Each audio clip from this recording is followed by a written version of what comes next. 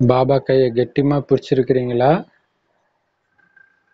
அல்லது சில நேரம் பாபா கையை பிடிச்சிக்கிறீங்க, பாபா கையை சில நேரம் விட்டுடுறீங்களா?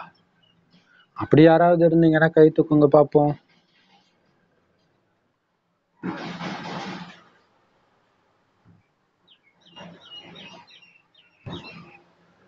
அப்படின்னு பாபா கேட்கிறாரு. ஸோ எல்லாரும் உறுதியா பாபா கையை பிடிச்சிக்கிறீங்க தானே? பிரியதர்ஷன் கையை பிடிச்சிக்கிறீங்க தானே? இதுதான் இவங்களுடைய விசேஷம். மறைக்க முடியாது, தெளிவா பேசக்கூடியவங்க. அதனாலதான் பாதி தடைகள் தெளிவா சொல்றதன் மூலம் அழிஞ்சிடுது. ஆனா பக்குவமற்ற வியாபாரம் எவ்வளவு காலம் செய்வீங்க?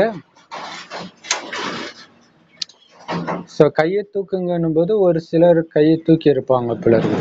அதனால பாபா சொல்றாரு, பாத்தீங்களா, இதுதான் என் குழந்தைங்களுடைய விசேஷம். என் குழந்தைங்க மறைக்க மாட்டாங்க மனசுல இருக்கிறத. சோ அப்ப கையை தூக்குறாங்க பிள்ளைகள். சோ பாபா சொல்றாரு, பாருங்க, தெளிவா பேசக்கூடியவங்க. சோ இப்படி பாபா கிட்ட உண்மையை சொல்லும் போது பாதி தடை போயிடும், அழிஞ்சிடுது. பட் இருந்தாலும் இந்த மாதிரி பாபா கையை விட்டுட்டு அப்புறம் பிடிக்கிறது, மறுபடியும் பாபா கையை விடுறது, இப்படியே பக்குவமற்ற வியாபாரமே எவ்வளவு காலம் பண்ணிட்டு இருப்பீங்க? ஏன்னா நிரந்தரமா ஒவ்வொரு அடியிலும் வருமானம் சம்பாதிக்கணும். நீங்க பாபா கையை விடும்போதெல்லாம் நஷ்டத்துல போயிட்டு இருக்குது. எவ்வளவு நாள் இப்படி பக்குவமற்ற வியாபாரமே பண்ணுவீங்க? எப்பதான் பக்குவம் அடைவீங்க? பழைய ஆண்டின் பழைய வழக்கத்தை, சடங்குகளை அழிக்கணும் இல்லையா? அல்லது புது வருஷத்துல அதே சடங்கு, அதே பழைய வழக்கமே தான் இருக்கணுமா? சோ வருஷத்துக்கே எப்படின்னா யுகம் இது சுத்தமாக வேற யுகம். பாபா சொல்றல, சத்தியுகத்துடைய குணாதிசயம் திரேதாயுகத்துல இருக்காதுன்றார். திரேதாயுகத்துடைய பழக்கம் துவாபரயுகத்துல இருக்காதுன்றார். அப்ப இது சங்கம யுகம், வேற யுகம். இன்னும் கலியுகம், அந்த பழைய யுகத்துடைய பழக்கமே வச்சிருக்கிறீங்களே. இன்னும் அதே தான் இருக்கணுமா இந்த யுகத்திலையும்? அதனால முற்றுப்புள்ளி வைங்க. பழைய விசேஷம், பழைய சமஸ்காரம், பழைய பழக்க வழக்கம் எல்லாத்துக்கும் முற்றுப்புள்ளி வைங்க.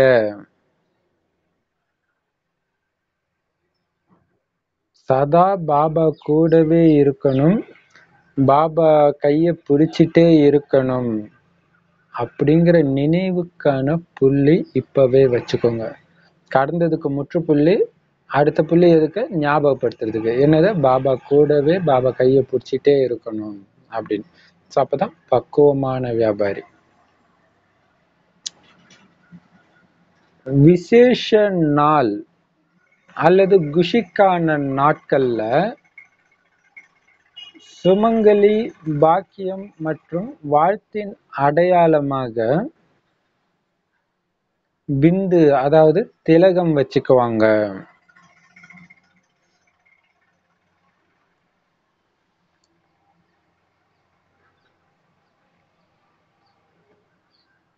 விசேஷமான நாள்ல அவங்க சுமங்கலியா இருக்கிறாங்க, பாக்கியசாலியா இருக்கிறாங்க அப்படின்றது அடையாளமா திலகம் வச்சுக்குவாங்களாம். அதே மாதிரி வாழ்த்து தெரிவிக்கிற விதமா. நீங்க கூட பட்டி நடக்கும்போது அப்படித்தானே நினைவுக்கான திலகம் வச்சுக்கிறீங்க. சூப்பரா சொல்லுவாங்க. ஏன் பட்டி அப்ப விசேஷமா நீங்க பொட்டு வைக்கிறீங்க? சந்தன பொட்டு வைப்பாங்கல்ல, ஏன் வைக்கிறீங்க? ஏன்னா திட்ட சங்கல்பத்தின் அடையாளமா திலகம் வச்சுக்கிறீங்க. பாருங்க, இது ஞாபகப்படுத்திக்கிறதுக்காக. சோ ஏதாவது விகாரத்தை விடணும், நல்ல குணத்தை தாரணை பண்ணணும், அதை ஞாபகம் வச்சுக்கிறதுக்காக நான் இன்னைக்கு பொட்டு வைக்கிறேன். இந்த பொட்டு எதை ஞாபகப்படுத்துது அப்படின்னு உங்களுக்கு ஞாபகம் இருக்கணும். ஆக்சுவலா இங்க பொட்டு வச்சாலே தானாவே ஒரு நல்ல உணர்வு இருக்கும் அஞ்ஞானத்திலே, பக்தி மார்க்கத்திலே.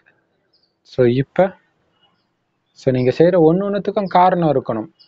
இப்ப நம்ம பக்தி மாதிரி அர்த்தம் தெரியாம அழகுக்காக எல்லாம் பொட்டு வைக்கல. எதுக்கு வைக்கிறோம்? திட சங்கல்பத்தோட இருக்கிறேன், இந்த காரியத்தை செஞ்சே தீர்வன், தூய்மையா இருந்தே தீர்வன், அல்லது ஏதோ ஒண்ணு திடமான எண்ண வச்சிருக்கிறேன்றதுடைய நினைவாக திலகம் வச்சுக்கிறீங்க? ஸோ அதுல என்னென்ன திலகம் வச்சுக்கிறீங்க அப்படின்னா, இன்னைக்கு ஃபுல்லா நான் சகஜ யோகி சொரூபத்துல இருப்பேன், சிரேஷ்ட யோகியின் சொரூபத்துல இருப்பேன். சகஜ யோகினா என்ன அர்த்தம்?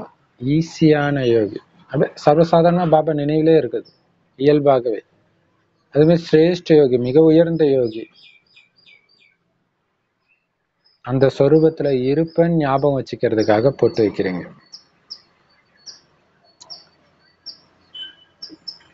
இன்னைக்கும் கொஞ்சம் பக்குவமற்று இருந்தாலும், ஒருவேளை நீங்க இப்ப பாபா எதிர இருக்கும்போது கூட நீங்க பக்குவமற்று இருந்தா கூட, திட சங்கல்பத்தின் மூலம் முற்றுப்புள்ளின்ற திலகம் வச்சுக்கோங்க. இன்னொன்னு சக்தி ஸ்வரூபத்துக்கான திலகம் வச்சுக்கோங்க. திலகம் வைக்க முடியுதா? பாண்டவர்களுக்கு திலகம் வச்சுக்க முடியுதா? சரி, சக்திகளுக்கு திலகம் வச்சுக்க முடியுதா? அழிவற்ற திலகம். இன்று காலையிலும் எல்லோரும் என்ன உறுதிமொழி செஞ்சீங்க? விழா கொண்டாடணும் இல்லையா?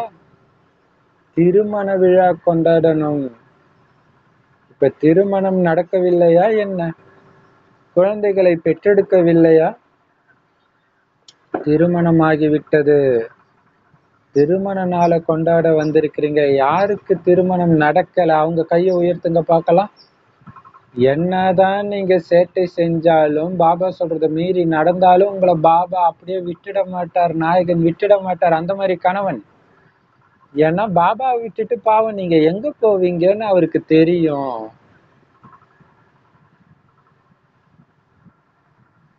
இன்றைய நாட்கள்ல விட்டுட்டு ஹிப்பியா ஆகிறது அயல் நாட்டின் வழக்கமாகிடுச்சு. ஸோ ஹிப்பினா என்ன அர்த்தம்னு தெரியல.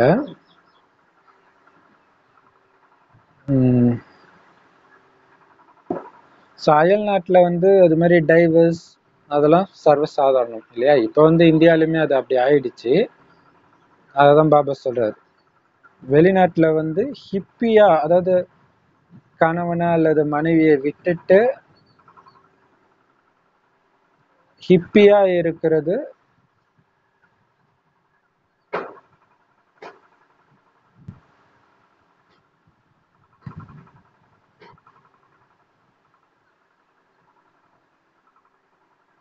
சர்வசாதாரணமா இருக்குது.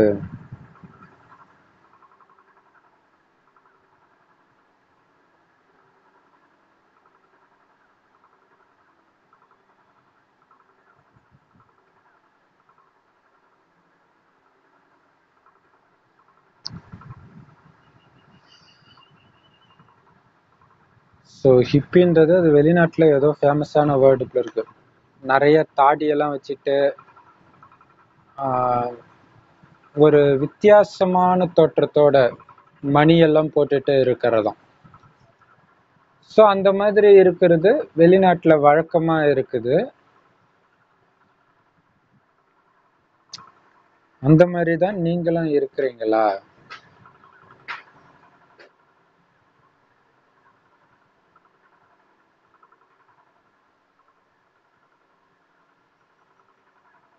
ஹிப்பி ஆகணுமா என்ன? எப்போதும் ஹிப்பியாக ஆக வேண்டுமா அல்லது ஹாப்பியாக ஆக வேண்டுமா? பார்க்கவே முடியாத நிலை ஏற்பட்டுடும் பாபா விட்டீங்கன்னா. நீங்க எல்லாரும் ராஜ்ய அதிகாரிகள். அதனால அவ்வப்பொழுது குறும்பு செய்பவர்களாக ஆகிடுறீங்கன்னு பாபாவுக்கு தெரியும்.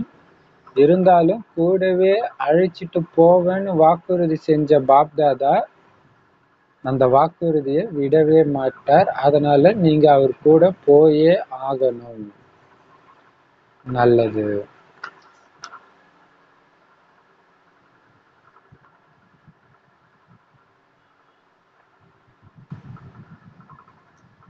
இல்லையா? ஸோ புது யுகத்துக்கு பழைய யுகத்தின் கலியுகத்துடைய குணாதிசயங்களை எடுத்துட்டு வராதுங்க. முற்றுப்புள்ளியை வச்சிடுங்க. ஸோ பாபா கையை பிடிச்சிட்டு இருக்கிறன்ற ஞாபகம் எப்பவும் இருக்கட்டும். அந்த புள்ளியும் வைங்க. அதுதான் விசேஷ நாட்கள்ல திலகம் வைக்கிற மாதிரி இங்க நினைவுக்காக திலகம் வைக்கிறீங்க. திட்ட சங்கல்பம் நான் வச்சிருக்கிறேன் அப்படிங்கிற நினைவு நிறைய அந்த ஒரு 80s வந்த படத்துல, குறிப்பா ஹிந்தி படத்துல, தெலுங்கு படத்துல எல்லாம் பாத்தீங்கன்னா ஏதாவது பழி வாங்கணும்னா உடனே நான் உன்னை பழி வாங்காம விட மாட்டேன் அப்படின்ட்டு திலகம் வைப்பாங்க. பாத்தீங்கன்னா அது ஒரு நினைவு இல்லையா, அந்த ரத்தத்திலே எடுத்து வைப்பாங்க. யாராவது உயிருக்கு உயிரானவங்க கொலை செய்யப்படுறாங்கன்னா அந்த ரத்தத்தை வச்சு அவனை விட மாட்டேன் அப்படின்னு வைப்பாங்க. அதான் பாபா சார், அது திட சங்கல்பத்தின் அடையாளம். அதனால பாபா சொல்றாரு, திட்ட சங்கல்பம் மூலம் முற்றுப்புள்ளின்ற திலகம் வச்சுக்கோங்க. இதோட அந்த பலகீனமான சங்கல்பங்களுக்கெல்லாம் முற்றுப்புள்ளி. சக்தி சொரூபமா இருப்புன்ற திலகம் வச்சுக்கோங்க. நிரந்தரமா வச்சுக்கிறீங்களா, பாண்டவர்கள் வைக்கிறீங்களா, சக்திகள் வச்சுக்கிறீங்களான்றார். பாண்டவர்கள்ன்றது எல்லா குழந்தைங்களும் பாண்டவர்கள் தான், எல்லா குழந்தைங்களும் சக்திகள் தான். பட் இருந்தாலும் குறிப்பா பாண்டவர்கள்னு ஆண்களையும் சக்திகள்னு பெண்களையும் சொல்றாரு பாபா. சோ இது அழிவற்ற திலகம். காலையில என்ன உறுதிமொழி செஞ்சீங்க? விழா கொண்டாடணும்னு சொன்னீங்களே, என்ன விழா? திருமண விழா கொண்டாட வந்திருக்கிறீங்க. ஏன்னா உங்க எல்லாருக்கும் கல்யாணம் ஆயிடுச்சு. ஸோ இது மேரேஜ் ஆனிவர்சரி நமக்கு. ஸோ இதோடைய நினைவா தான் அங்க மீனாட்சி சுந்தரேஸ்வரர் கல்யாணம் நடக்குது இல்லையா, நம்ம சிவனோட கல்யாணம் பண்ணிக்கிறது. அதான் பாபா சொல்றாரு, கல்யாணம் ஆயிடுச்சு நமக்கு. எப்போ உங்களுக்கு பாபா கையை பிடிச்சிங்களோ அப்பவே உங்களுக்கு கல்யாணம் ஆயிடுச்சு பாபாவோட. அதனால நீங்க என்னதான் சேட்டை பண்ணாலும் பாபா உங்களை விட மாட்டார். விட்டா உங்க நிலைமை அதோ கதின்னு அவருக்கு தெரியும். ஹிப்பி. ஸோ ஹிப்பினா ஒரு பித்து பிடிச்சி அலையிறவங்கன்னு நினைக்கிறேன். கணவன் விட்டு போயிட்டாரு, மனைவி விட்டு போயிட்டாங்கன்னு ஒரு சிலர் பித்து பிடிச்சிருக்கிறாங்களே, அந்த மாதிரி ஆகணுமா இல்ல எப்பவும் ஹாப்பியா இருக்கணுமா? ஏன்னா பாபா விட்டீங்கன்னா உங்க நிலைமை ரொம்ப பரிதாப நிலை ஆயிடும். நீங்க ராஜ்ய அதிகாரி ஆகிறதுக்காக வந்திருக்கிறீங்க. நீ என்னதான் குறும்பு பண்ணாலும் பாபா உன்னை கடைசியில அழைச்சிட்டு போவேன்னு சொன்ன வாக்குறுதியை நிறைவேற்றியே தீருவாரு. அதனால குறும்புத்தனம் பண்ணாம, பாபா கிட்ட உதவாங்காம சிரிச்ச முகத்தோட போறதுதான் புத்திசாலித்தனம் இல்லையா? பாபா கேக்குறாரு, புது வருஷம் தொடங்குது, என்ன புதுமை செய்ய போறீங்க? ஏதாவது புதுமை செய்யணும் தானே? ஏதாவது திட்டம் வச்சிருக்கிறீங்களா? புது திட்டம்? நிமித்தமான சிஸ்டர்ஸ், பிரதர்ஸ், ஏதாவது திட்டம் உருவாக்கி இருக்கிறீங்களா புதுசா? கீதையின் பகவான இங்க வெளிப்படுத்துவீங்க இந்தியாவில். வெளிநாட்டுல என்ன பண்ணுவீங்க? எது பாக்கி இருக்குதோ அந்த விஷயத்தை நீங்க நடைமுறையில கொண்டுட்டு வரணும். இது மிகவும் நல்ல விஷயம் இல்லையா? நமக்கு தெரியும், அதாவது நம்ம இப்ப என்ன ஸ்டேஜ்ல இருக்கிறோம், சேவை எந்த அளவுக்கு இருக்குது.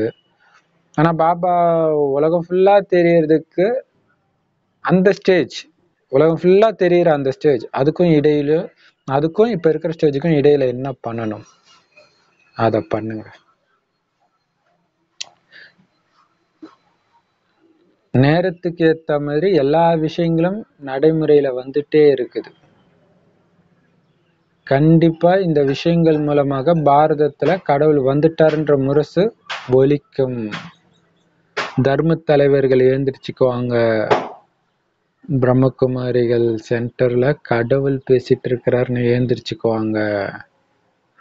ஸோ அதுதான் அந்த தர்ம தலைவர்கள் இஷ்டத்துக்கு அவங்களுக்கு தெரிஞ்ச பதில சொல்லிட்டு இருக்கிறாங்களா ஒன்றுத்துக்கும்? அந்த கேள்விக்கெல்லாம் நீங்க பதில் சொல்லுங்க. நெட்ல போடுங்க, யூடியூப்ல போடுங்க.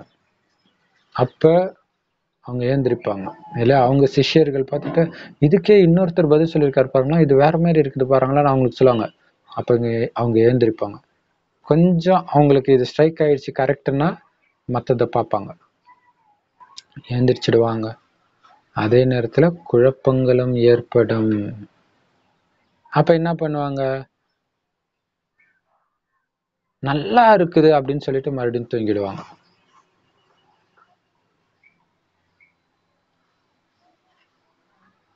ஸோ அப்படி நல்லா, அதாவது எப்படின்னா, தர்ம தலைவர்களை விபி மீட்டுக்கு அழைச்சிட்டு போறோம், ஃபங்க்ஷன் வச்சா விஐபியா அவங்கள கூப்பிடுறோம், அவங்களாம் நல்லா இருக்குதுன்னு சொல்லிட்டு போய் தூங்கிடுறாங்க.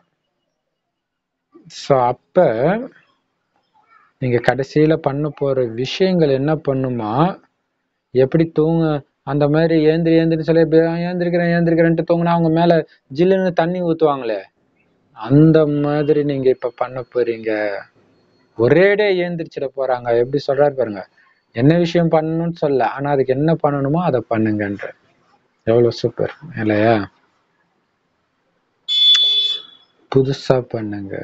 பண்ணதே பண்ணிட்டு இருக்காங்க. ஏன்னா பண்ணது இத்தனை வருடமாகியும் பாபா ஞானம் யாருக்கும் போகலன்னா அது ஒர்க் ஆகலைன்னு அர்த்தம். ஸோ புதுசா பண்ணுங்க அப்படின்னு பாபா சொல்றாரு.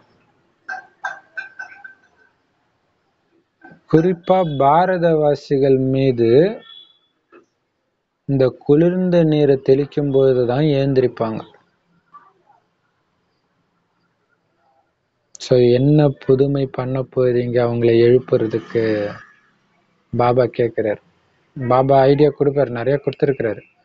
ஸோ இப்ப கேட்கிறாரு, நீங்க என்ன பண்ண போறீங்க புதுசா அப்படின்னு கேட்கிறாரு.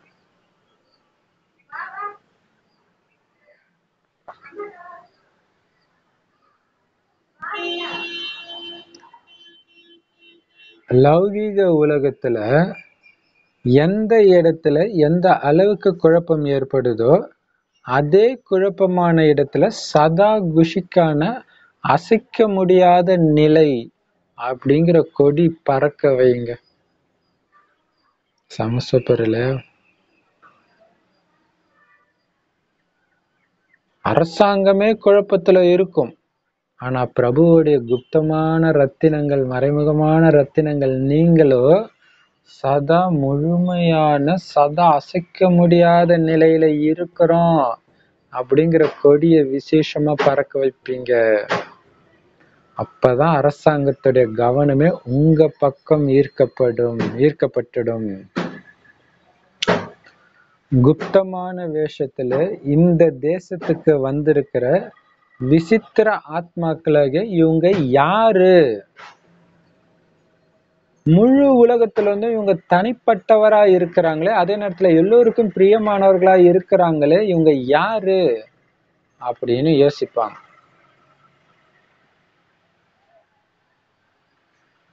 சமசூப்பர்ல.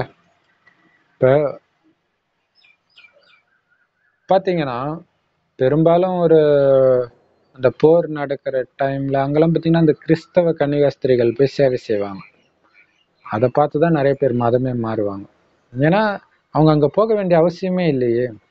மதத்தை மாத்தனா உயிரை பணைய வச்சு அங்கேயே போவாங்க. ஸோ அந்த உண்மையான அன்புன்னு தெரிஞ்சுதான் மாறுறாங்க.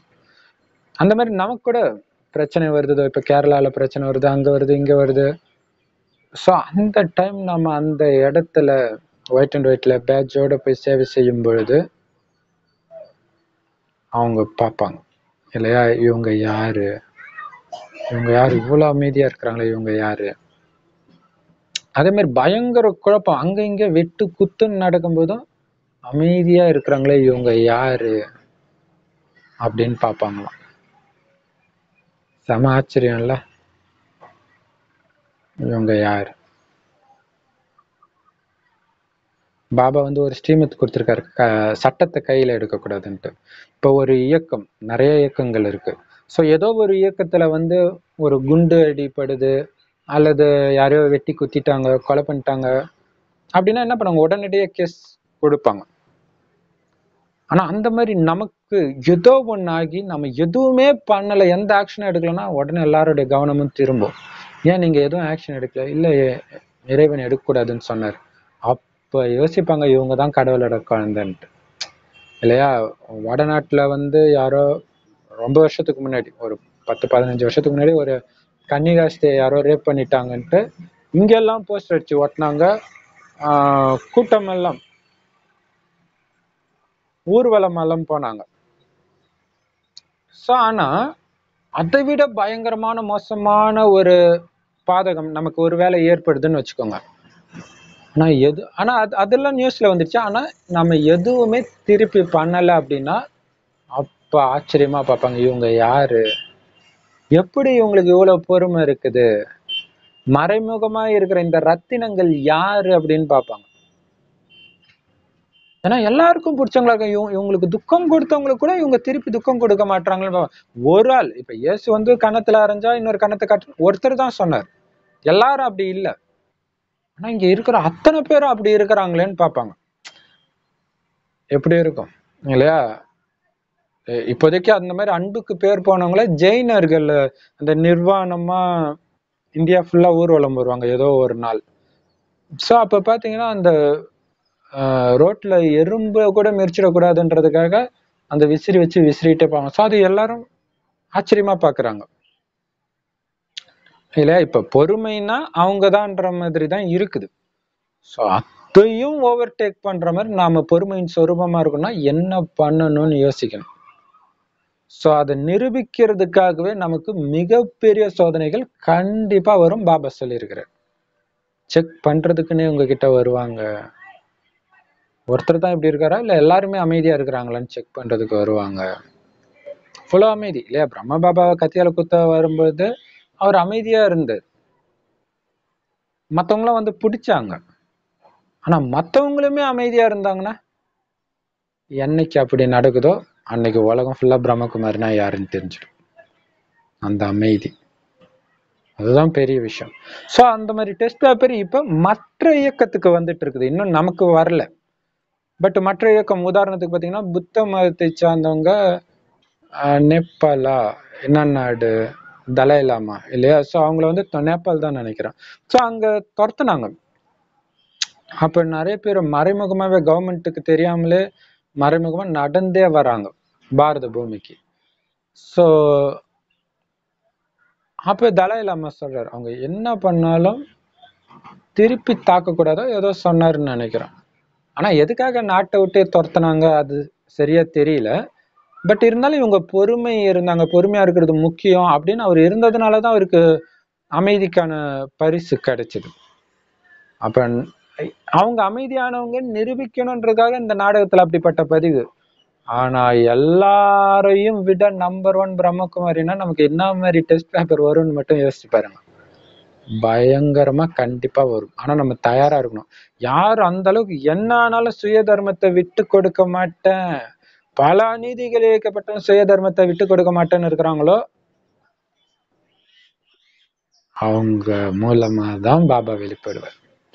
ஸோ அதுக்கு நாம தயாரா இருக்கிறோமா? மற்றவங்க இருக்கிறாங்க இல்ல அதை விட்டுருங்க, நாம தயாரா இருக்கிறோமா அதை நம்ம பார்க்கணும். அப்பதான் கவர்மெண்ட் பார்வையே உங்க பக்கம் திரும்பும். இவ்வளவு அமைதியானவங்க. ஏன்னா இப்ப ஒரு உதாரணத்துக்கு வந்து ஒரு 10 வருஷத்துக்கு முன்னாடி ஒரு இடத்துல பாத்தீங்கன்னா ஒருத்தங்க ஆட்சிக்கு வராங்க, இதுக்கு முன்னாடி இருந்தவங்களை பழி வாங்குறாங்க.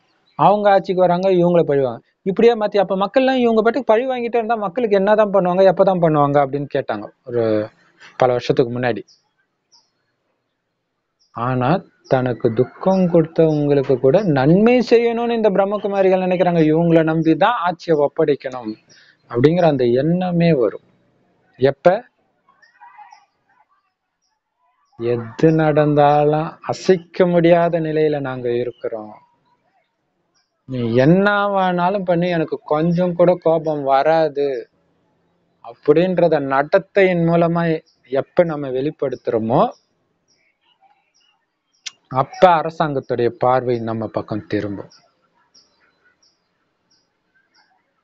யாரு இவங்க, எல்லாருக்கும் இவங்களை பிடிச்சிருக்குது அப்படின்னு சொல்லுவாங்க. அது ரொம்ப முக்கியமானது. எல்லோருக்கும் பிடிச்ச கிறிஸ்தவர்களை எல்லாருக்கும் பிடிக்காது, முஸ்லிம்களை எல்லாருக்கும் பிடிக்காது, இந்துக்களை எல்லோருக்கும் பிடிக்காது. ஆனா பிரம்மகுமாரிகளை எல்லோருக்கும் பிடிக்கும்.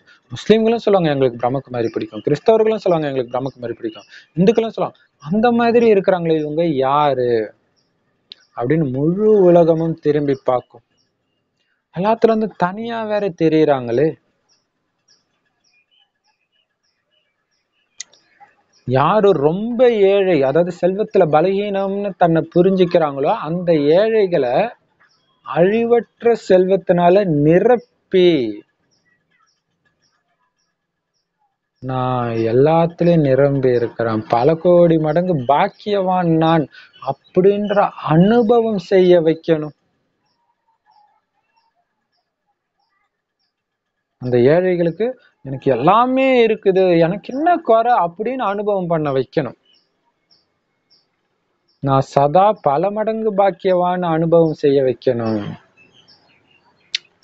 சோ பணம் இல்லாத காரணத்தினால ஏழ்மை வாட்டுதுன்னு சொல்லுவாங்களே, அந்த ஏழ்மை தன்மையுடைய துக்கமே சுத்தமா மறந்துடணும் அவங்க. இந்த மாதிரி அலைய பரப்புங்க உலகம் ஃபுல்லா. இந்த மாதிரி அலைய பரப்புங்க. பாருங்க, அந்த ஏழ்மை நிலையினால வந்து ஃபுல்லா மறந்துடணும்.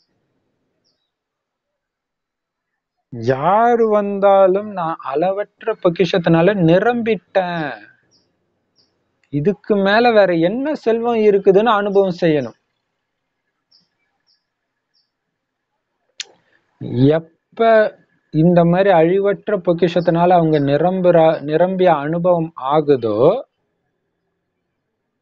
அந்த அனுபவத்தின் மூலமாகவே பௌதீக செல்வம் தானாவே அவங்க நெருக்கத்துல வந்துடும், துக்கமே கொடுக்காது. அப்படி ஆக்குங்க. சோ இதுதான் ரகசியம், இதுதான் ரகசியம். சோ இததான் லா ஆஃப் அட்ராக்ஷன் சயின்ஸும் சொல்லிட்டு இருக்குது. ஆல்ரெடி பணக்காரன் ஆகிட்டதாகவே நினைச்சீங்கன்னா பணம் உங்களை தேடி வரும்னு. ஆனா அது எப்படி நினைக்க முடியும், அடுத்த வேலை சாப்பாட்டுக்கே இல்லாதப்ப இல்லையா? சோ அதுக்குதான் நம்ம வந்து பாபாவை நினைக்கும் பொழுது, ஆத்ம உணர்வுல இருக்கும்போது தனக்குள்ள எந்த குறையும் இல்லாம அந்த நிரம்பிய தன்மை, அன்பு, ஆனந்தம், அமைதி இதெல்லாம் இருக்கும், நிரம்பிடும். ஜென்ரலா இது எப்ப நிரம்பும்? பணம் இருந்தா, குஷி இருந்தா நிரம்பும். சோ உங்களுக்கு இல்லாமலே அதை நிரப்பும் போது தானாவே அது தேடி மற்ற ஸ்தூல செல்வங்களும் தேடி வந்துடும். அதனால யாரு வந்தாலும் நான் எல்லாத்திலயும் நிரம்பி இருக்கிறேன்னு அனுபவம் பண்ணணுமா. ஏன்னா கடைசி நேரத்துல வந்து கணவன், மனைவி, குழந்தையெல்லாம் பறி கொடுத்துட்டு எல்லாம் வந்து நிர்கதியாலாம் வந்து நிப்பாங்க. அவங்களை எல்லாம் மாத்தணும் நீங்க, உங்க சக்தியின் மூலமாக மாத்தணும். சோ அந்த அலைய பரப்புங்க, வைப்ரேஷனை பரப்புங்கன்னு சொல்றாரு இல்லையா?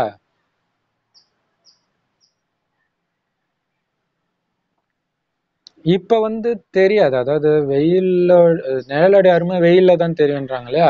இப்ப பிரம்மகுமாரிகள் போய் அரசியல்வாதிகள், கவர்மெண்ட் ஆபீசர், இவங்க நடிகர்கள், செலிபிரிட்டிஸ் எல்லாருக்கும் போய் ராக்கி கட்டுறாங்க. இப்ப அவங்களுக்கு பெருசா அனுபவம் ஆகாது.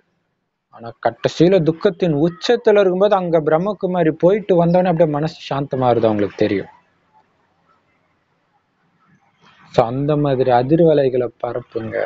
சோ அதுதான் புதுமை சொல்ற.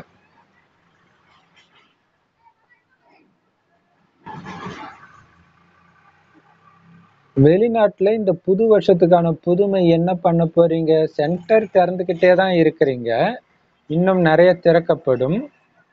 இப்ப இந்த வருஷம் அயல் நாட்டுல நல்ல தரமான சேவை பண்ணணும், விசேஷ ரூபத்துல செய்யணும். தரமான சேவை நானும் செய்யறேன், வருஷம் வருஷம் செய்யறேன், ஆனா எத்தனை பேர் வந்தாங்க? யாருமே வரலையே. தரமான சேவை செய்யணும். ஏன்னா உங்க எல்லோருக்கிட்டையும் விசேஷ தனித்திறன் கண்டிப்பா இருக்குது.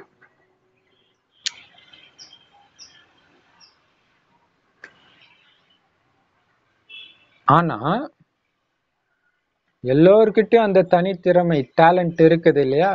சோ நீங்க எல்லாம் ஒண்ணு சேர்ந்து ஸ்தாபனைக்கான காரியத்துல உங்களுக்கு உதவியாளர் ஆகிற அளவுக்கு தனித்திறன் வாய்ந்த ஆத்மாக்களை இன்னும் உருவாக்குங்க. அயல் நாட்டுல நாலாபுறங்கள்ல இருந்தும் ஒரு குழுவை உருவாக்கி அவங்க பாரதவாசிகளுக்கு சேவை செய்யறதுக்கு நிமித்தமானவர்களாகிடணும். புகழ் பெற்றவர்கள், ஓசையை பரப்பும் குழு தனியானது. ஆனா இவங்க சம்பந்தத்துல இருக்கிறவங்க, தொடர்புல இருக்கிறவங்க. மேலும் இந்த குழு தனித்திறன் உடையவர்களாக இருக்கணும், அவங்க நெருங்கிய சம்பந்தம் உடையவர்களாக இருக்கணும். குறிப்பாக வாழ்க்கையில மாற்றத்தை கொண்டு வந்த அனுபவிகளாக இருக்கணும். அவங்களுடைய அனுபவத்தின் மூலம் அதிகமான விசேஷ தனித்திறன் வாய்ந்த ஆத்மாக்கள், வாரிசு தரமுள்ள ஆத்மாக்கள் வெளிப்பட்டுக்கிட்டே இருக்கணும்.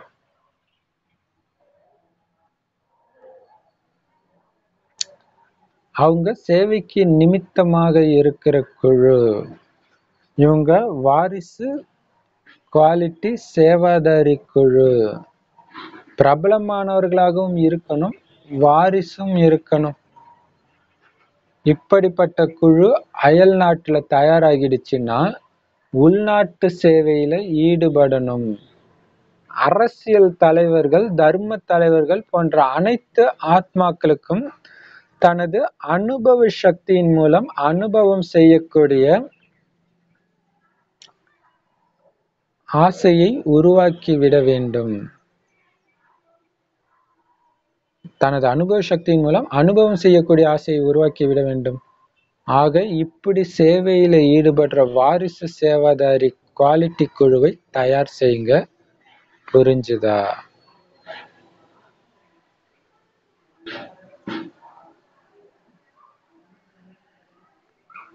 வெளிநாட்டுல நாலாபுறமும் ஓசை பரப்பும் சாதனம் ஈஸியா கிடைக்குது. ஆனா அயல் நாட்டுல ஓசை பரவிக்கிட்டு இருக்குது, இன்னும் பரவிட்டு தான் இருக்கும். ஆனா பாரதத்துல ஓசைய பரப்புறதுக்கான சாதனம் அவ்வளவு ஈஸி கிடையாது. பாரதவாசிகளை எழுப்புறதுக்குன்னே தனிப்பட்ட சேவை செய்யணும். அதுவும் மிக எளிய அனுபவத்தின் ஓசைக்கான சேவையா இருக்கணும். பாரதவாசிகள் விசேஷமான மாற்றத்தின் அனுபவத்தின் மூலம் மாற்றம் கொண்டு வருவாங்க. இப்படி விசேஷ அனுபவிகள் அவங்களுடைய அனுபவத்துல சக்திசாலியான மாற்றத்தின் விஷயங்கள் இருக்கணும். இப்படிப்பட்ட கதையை கேட்டு பாரதவாசிகள் அதிகம் ஈர்க்கப்படுறாங்க.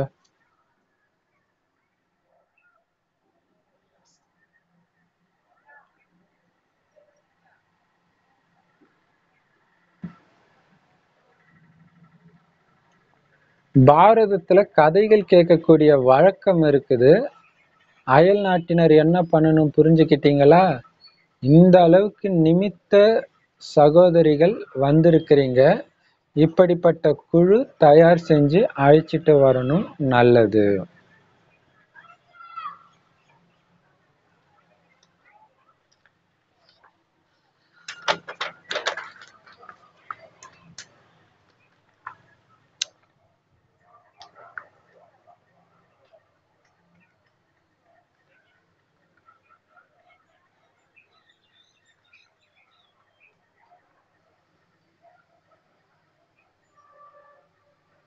ஸோ தரமான சேவை குழு உருவாக்குங்க, வெளிநாட்டினர் உருவாக்குங்க. ஏன்னா வெளிநாட்டுல இருக்கிறவங்களை எழுப்புறதை விட இந்தியாவில் எழுப்புறது தான் கஷ்டம். வெளிநாட்டுல இருந்து ஒரு குழு எழுப்பும் போதுதான் இந்தியாவில் இருக்கிறவங்க எழுந்திருப்பாங்களாம்.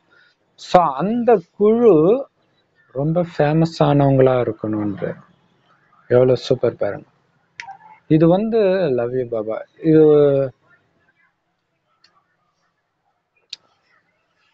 ஒரு ஃபேமஸான ஹாலிவுட் நடிகர், அவர் பேர் இப்ப ஞாபகம் வரல.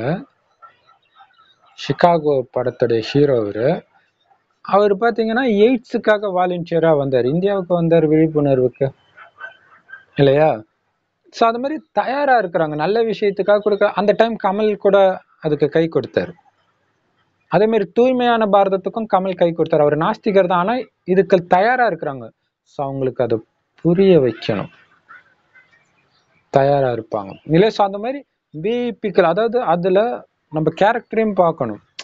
நடிக்கிறவங்களா இல்ல உள்ளன்பு இருக்குதா, ஆனா சரியான பாதை மட்டும் தெரியலையா? ஸோ அவங்களுக்கெல்லாம் நம்ம புரிய வைக்கணும்.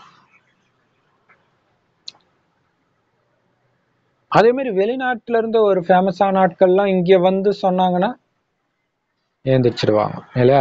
ஏன்னா இப்ப நம்ம ஊர் பிரதமர் சொல்லியே உலகம் ஃபுல்லா உலக யோகா தினம் நடக்குது. இப்ப அவங்க சொன்னாங்கன்னா, அதுவும் வெளிநாட்டுக்காரங்க எல்லாரும் எல்லா இயக்கத்துக்காரங்க எங்களுதெல்லாம் வெளிநாட்டுல எல்லாம் இருக்க, ஐயா அங்கெல்லாம் எவ்வளவு ஃபேமஸ் தெரியுமான்னுவாங்க.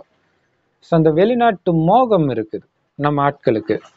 ஸோ அதனால அவங்க வந்து எழுப்பும்போது தான் இவங்க ஏந்திரிப்பாங்க. ஸோ உங்க எல்லாருக்கும் விசேஷ தனித்திறன் இருக்குது. அதை சேவை காரியத்துல பயன்படுத்தி மற்றவங்களும் உங்களுக்கு உதவி செய்யற அளவுக்கு தனித்திறன் வாய்ந்த ஆத்மாக்களை உருவாக்குங்க, இல்லையா? ஸோ அது ரொம்ப முக்கியம், இல்லையா? அந்த சேவை அவங்கவுங்களுடைய விசேஷத்தன்மைய சேவையில பயன்படுத்தணும். அது ரொம்ப முக்கியமானது. ஸோ அப்பதான் விசேஷ திறன் கொண்ட ஒரு குழுவையே நம்மளால உருவாக்க முடியும்.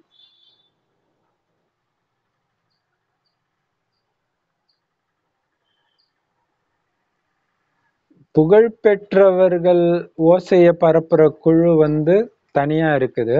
ஆனா இவங்க சம்பந்தத்துல இருக்கிறவங்க சூப்பரா சொல்றாங்க. சம்பந்தத்துல இல்லாம வந்து பண்றதும் இருக்குது, இல்லையா? ஒரு நடிகரை கூப்பிட்டு கொஞ்சம் இது ஒரு நல்ல இது தன்னார்வ தொண்டு இயக்கம், எங்களுக்காக இது மாதிரி ப்ரோக்ராம் பண்ணுங்கன்னா பண்ணி கொடுப்பாங்க, அது வேற. பட் ஆனா நம்ம தொடர்புல இருக்கிற குழு உருவாக்குங்கன்றார். பாபா குழந்தையாவே அவங்கள மாத்துங்க.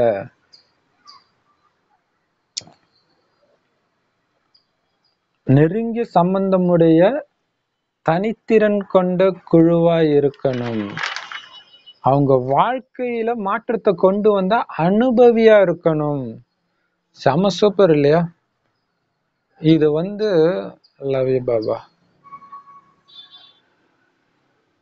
இப்ப ஏற்கனவே ஜென்ரல் வீடியோல ஏவிஎம் ராஜன் போட்டோம், இல்லையா? ஸோ அவரு வந்து அந்த மதத்துக்கு போனது காரணம் ஒரு அனுபவமாக இருக்கு. அது வந்து யாரும் எடுத்துட்டு வரல, அது தானா நடந்துச்சு. ஆனா நம்ம அதே மாதிரி ராமராஜன் சொல்லுவார். அவர் வந்து ஒரு ரொம்ப ஏதோ ஆக்சிடென்ட் ஆகி ஏதோ ஒரு ரொம்ப உடல் நிலை மோசமா இருந்த டைம்ல அவர் ஜபம் பண்ணி சரியாகி அதனால மாறிட்டேன் அப்படின்றாரு. அந்த மாதிரி அனுபவத்தை நீங்க அவங்க வாழ்க்கையில ஏற்படுத்தி எடுத்துட்டு வாங்க. அவங்க அனுபவத்தின் மூலமாகவே நிறைய விசேஷ தனித்திறன் வாய்ந்த ஆத்மாக்கள் வரணும். குவாலிட்டி ஆத்மாக்கள் வெளிப்பட்டுக்கிட்டே இருக்கணும். ஸோ இது இது இது நாம இப்ப பண்ண வேண்டிய சேவை, இல்லையா? அந்த மாதிரி உருவாக்கணும், அவங்கள செதுக்கணும். அது இருக்குது, கண்டிப்பா நடக்க போகுது. பாபா எப்படி நடத்த போறாருன்னு தெரியல, இல்லையா? ஆனா கண்டிப்பா அது நடக்கும்போது தான் இதெல்லாம் நடக்கும். விஐபிக்கள், ஸோ ஒரு சில நடிகர்கள்லாம் இப்பயும் பார்த்தீங்கன்னா இந்த லாரன்ஸ் அந்த மாதிரி ஆட்கள்லாம் பார்த்தீங்கன்னா சோஷியல் ஒர்க் எல்லாம் பண்றாங்க நிறைய. அவங்களுக்குலாம் ஞானத்தை கொடுத்து அவங்க மூலமா பேச வைக்கலாம். எப்படியோ நிறைய பேர் பண்ண வைங்க. ஸோ அந்த விசேஷமானவர்கள் சொல்ற அனுபவத்தை கேட்டு நிறைய விசேஷமானவர்கள் உருவாகணும்ன்ற. பாத்தீங்கன்னா கிறிஸ்தவ மதத்துல நிறைய பேர் போயிட்டாங்க, இல்லையா? அவங்க மதத்துக்கு அவங்க இழுக்கும்போது ஏன் நம்மளால முடியாது? பண்ணலாம் தானே, இல்லையா? இப்ப கிறிஸ்தவ மதத்தை மற்ற மதத்துக்காரங்க வெறுப்பாங்க, பிரம்மகுமாரி யாரும் வெறுக்க மாட்டாங்க. ஆனா நம்ம அந்த முயற்சி பண்ணணும். பாத்தீங்கன்னா நிறைய பேர், நாகேஷோடைய பையன் ஆனந்த் பாபு, அவர் கிறிஸ்டின் ஆயிட்டாரு. நடிகர், காமெடி நடிகர் செந்தில் ஆயிட்டாரு. நிறைய பேர், இன்னும் எத்தனை பேர் ஆயிட்டாங்களோ தெரியல, இல்லையா? சரி. ஸோ அதனால பாபா சொல்றாரு, வாரிசு தரம் வாய்ந்தவங்களாகவும் இருக்கணும், பிரபலமானவர்களாகவும் இருக்கணும். அந்த மாதிரி ஒரு குழு வெளிநாட்டுல உருவாயிடுச்சுன்னா அந்த குழு இங்க வந்து தன்னுடைய அனுபவத்தை சொல்றத கேட்க மாத்திரத்துல இங்க இருக்கிற அரசியல் தலைவர்கள், தர்ம தலைவர்களுக்கு எல்லாம் எனக்கும் அந்த மாதிரி அனுபவம் செய்யணும்ன்ற ஆசை வரணுமா. நீங்க பார்க்கலாம் டிவில நவீன் பாலாஜின்ட்டு ஒரு சித்தா டாக்டர். ஸோ அப்ப பாத்தீங்கன்னா அவர் அந்த உள்ளத்தில் நல்ல உள்ளம் அந்த மாதிரி பாட்டை போட்டு அவருடைய பேஷண்ட் இப்படி இருந்தோம் அதை பார்த்தீங்கன்னாலே உங்களுக்கு நம்பிக்கை வந்துடும். அந்த மாதிரி அந்த பாட்டு ப்ரோக்ராம் பார்த்தா ஒருத்தர் இப்படியே நடந்துட்டு இருப்பார் பிறந்ததுல இருந்து, அவர் வந்தோடனே இப்படி நடந்து போறாரு. ஸோ இப்படிலாம் அதை நம்ம அவங்க அந்த அனுபவத்தை சொல்லும்போது கேட்கும்போது நமக்கு என்ன தோணுது? நம்மளும் ஆகணும்னு தோணுது இல்ல?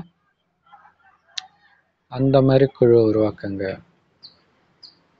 மெயினா பாத்தீங்கன்னா அந்த ஜென்ரல் இப்ப நான் என்னுடைய ஆரம்ப வீடியோ பாத்தீங்கன்னா இதெல்லாம் பிளான் பண்ணி பண்ணல. பட் அதுல பாத்தீங்கன்னா என்னுடைய அனுபவம் தான் சொல்லியிருப்பேன். எப்படி பாபா குழந்தையான அந்த தென்னை மரத்துல இருந்து தேங்காய், ஸோ எல்லாருமே அதை பாக்குறவங்க வந்து அது மறக்கவே மாட்டாங்க இல்லையா? ஸோ அந்த அனுபவம் வந்து ஆழமா பதியுன்றார் பாபா. ஸோ இததான் கிறிஸ்தவ மதத்துல சாட்சி கொடுக்கறது, சாட்சி சொல்றதுன்னுவாங்க. அதுல பெரிய அற்புதம் நடந்திருக்காது, அதையே வந்து அப்படி சொல்லிட்டு இருப்பாங்க. ஆனா நமக்கு மிகப்பெரிய அற்புதம்லாம் நடந்திருக்கும். சொல்லணும் நீங்க, ரொம்ப முக்கியமான விஷயம். ஏன்னா ரொம்ப அப்படியே ட்ரக் அடிக்ட்ல இருந்து மாறினவங்க எல்லாம் இருக்கிறாங்க. மாத்தி பேச வைங்க. அதே மாதிரி விபச்சாரம் அதுல இருக்கிறவங்க எல்லாம் மாத்தி அவங்கள கூட பேச வைக்கலாம்.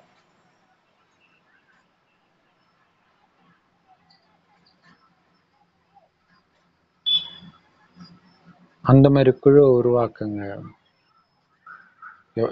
இதை படிக்கும்போது நமக்கு எவ்வளவு மோசமான படங்கள்ல நடிச்ச நடிகைகள் பாபா குழந்தையாக்கி அவங்கள பேச விடலாம். நான் அப்ப ஒரு பாவம் பண்ணிட்டு இருந்தேன், இப்ப நான் திருந்திட்டேன், அதுக்கு காரணம் இறைவன், பிரம்மகுமாரிகள் அப்படின்னு சொல்லும்போது எல்லாருடைய பார்வையும் இந்த பக்கம் திரும்பும். இத வந்து பக்காவா கிறிஸ்தவர்கள் ஃபாலோ பண்றாங்க, நாம பண்ணணும் இல்லையா? அப்ப என்ன பண்ணணும்?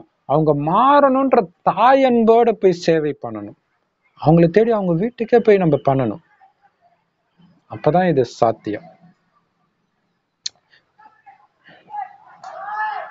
அவங்க சொல்ற அனுபவத்தை கேட்டாலே நம்மளும் அப்படி ஆகணும் அப்படின்ற ஆசையை உருவாக்கணும்ன்றது. அந்த மாதிரி சேவாதாரி குழு, தரமான சேவாதாரி குழுவை உருவாக்குங்க, தயார்படுத்துங்க. புரிஞ்சுதா? ஏன்னா வெளிநாட்டுல கூட ஓசையை எழுப்புறது ஈஸி, இந்தியாவில் அப்படி கிடையாது, அவ்வளவு ஈஸி கிடையாது. அதுக்குன்னு தனியா சேவை செய்யணும். அது வந்து அனுபவத்தின் மூலமாக இல்லையா? அந்த அனுபவம், எனக்கு அனுபவம் இப்படி ஆச்சுன்னு சொல்ற அந்த சேவையா இருக்கணும். ஏன்னா நிறைய நடிகர்கள் ட்ரக் அடிக்ட் ஆகுறாங்க, மற்ற தவறான வழியில போயிடுறாங்க, திடீர்னு காணாம போயிடுறாங்க. அவங்கள கூட நம்ம மாத்தலாம் இல்லையா? இது ஒரு ப்ராஜெக்டா எடுத்துட்டு பண்ணணும். அதுக்குன்னு ஒரு குழு உருவாக்கி பண்ணணும்.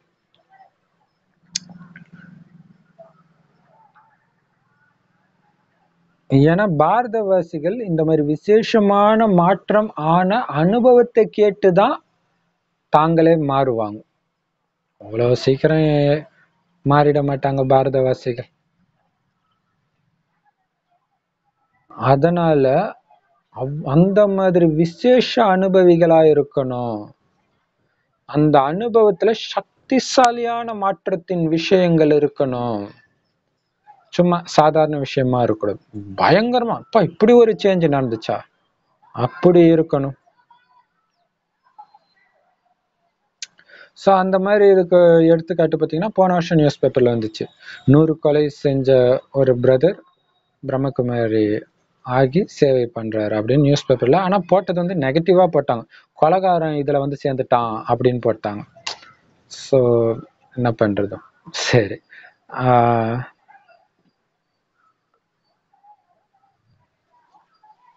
அதுக்கு தான் என்ன பண்ணோம், நம்மளே ஆர்டிக்கிள் எழுதி கொடுக்கணும்.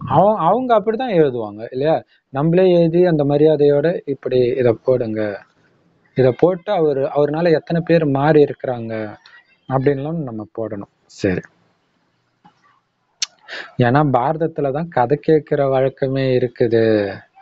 அதனால அவங்களுடைய அனுபவ கதை பாரதவாசிகளை அப்படியே ஈர்க்கும். மாத்துங்க இல்லையா? கண்ணதாசன், நாஸ்திகர்கள், அதாவது இவெல்லாம் கடவுள் பக்கம் வர வாய்ப்பே கிடையாதுன்னு நினைக்கிறவங்களை டார்கெட் பண்ணுங்க, அவங்கள மாத்துங்க. ஏன்னா அவங்க ஊரெல்லாம் நாஸ்திகத்தை பேசுறவங்களுக்கு இது கடவுள்னு தெரிஞ்சிச்சுன்னா அவங்க அதே கேரக்டர் எடுத்தாந்து இங்கேயும் வெளிப்படுத்துவாங்க. ஏன்னா நானும் அந்த மாதிரி நாஸ்திகனா இருந்தவன் தான் இல்லையா?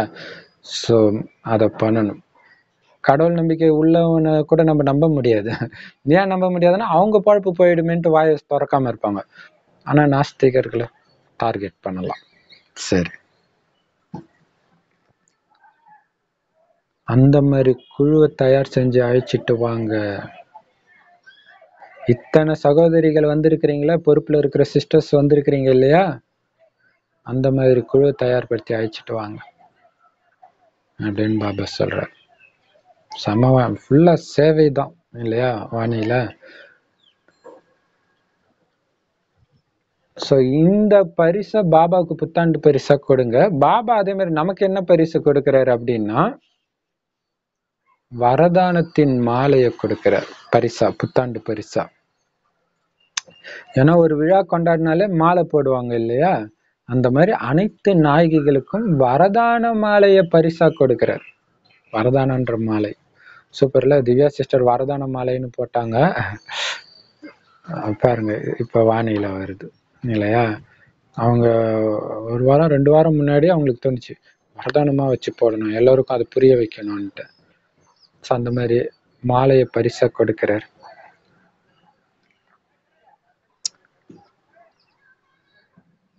திருப்தியிடம் சதா திருப்தியா இருங்க, திருப்திப்படுத்துங்க. ஒவ்வொரு சங்கல்பத்திலும் விசேஷத்தன்மை இருக்கணும்.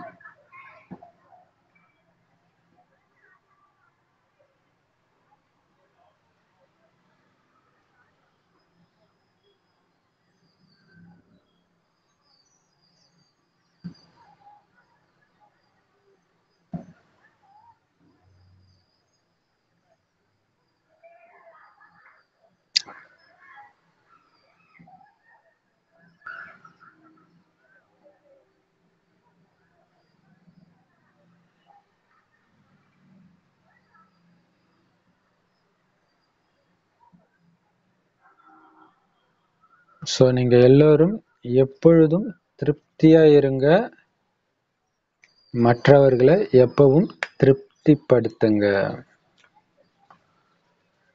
ஸோ அனைவரிடமுன்றதுக்கு பதில் திருப்தியிடம்னு போட்டிருக்கு. அனைவரிடமும் சதா திருப்தியா இருங்க, அனைவரையும் திருப்திப்படுத்துங்க.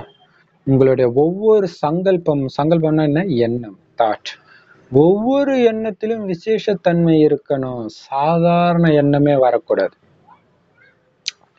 ஒவ்வொரு வார்த்தை மற்றும் செயல்ல விசேஷத்தன்மை இருக்கணும். இப்படி விசேஷம் நிறைஞ்சவர்களாகவே எப்பவுமே இருங்க. சதா சரள சுபாவம், சரள வார்த்தைகள், சரளத்தன்மை நிறைந்த செயல்களா இருக்கணும்.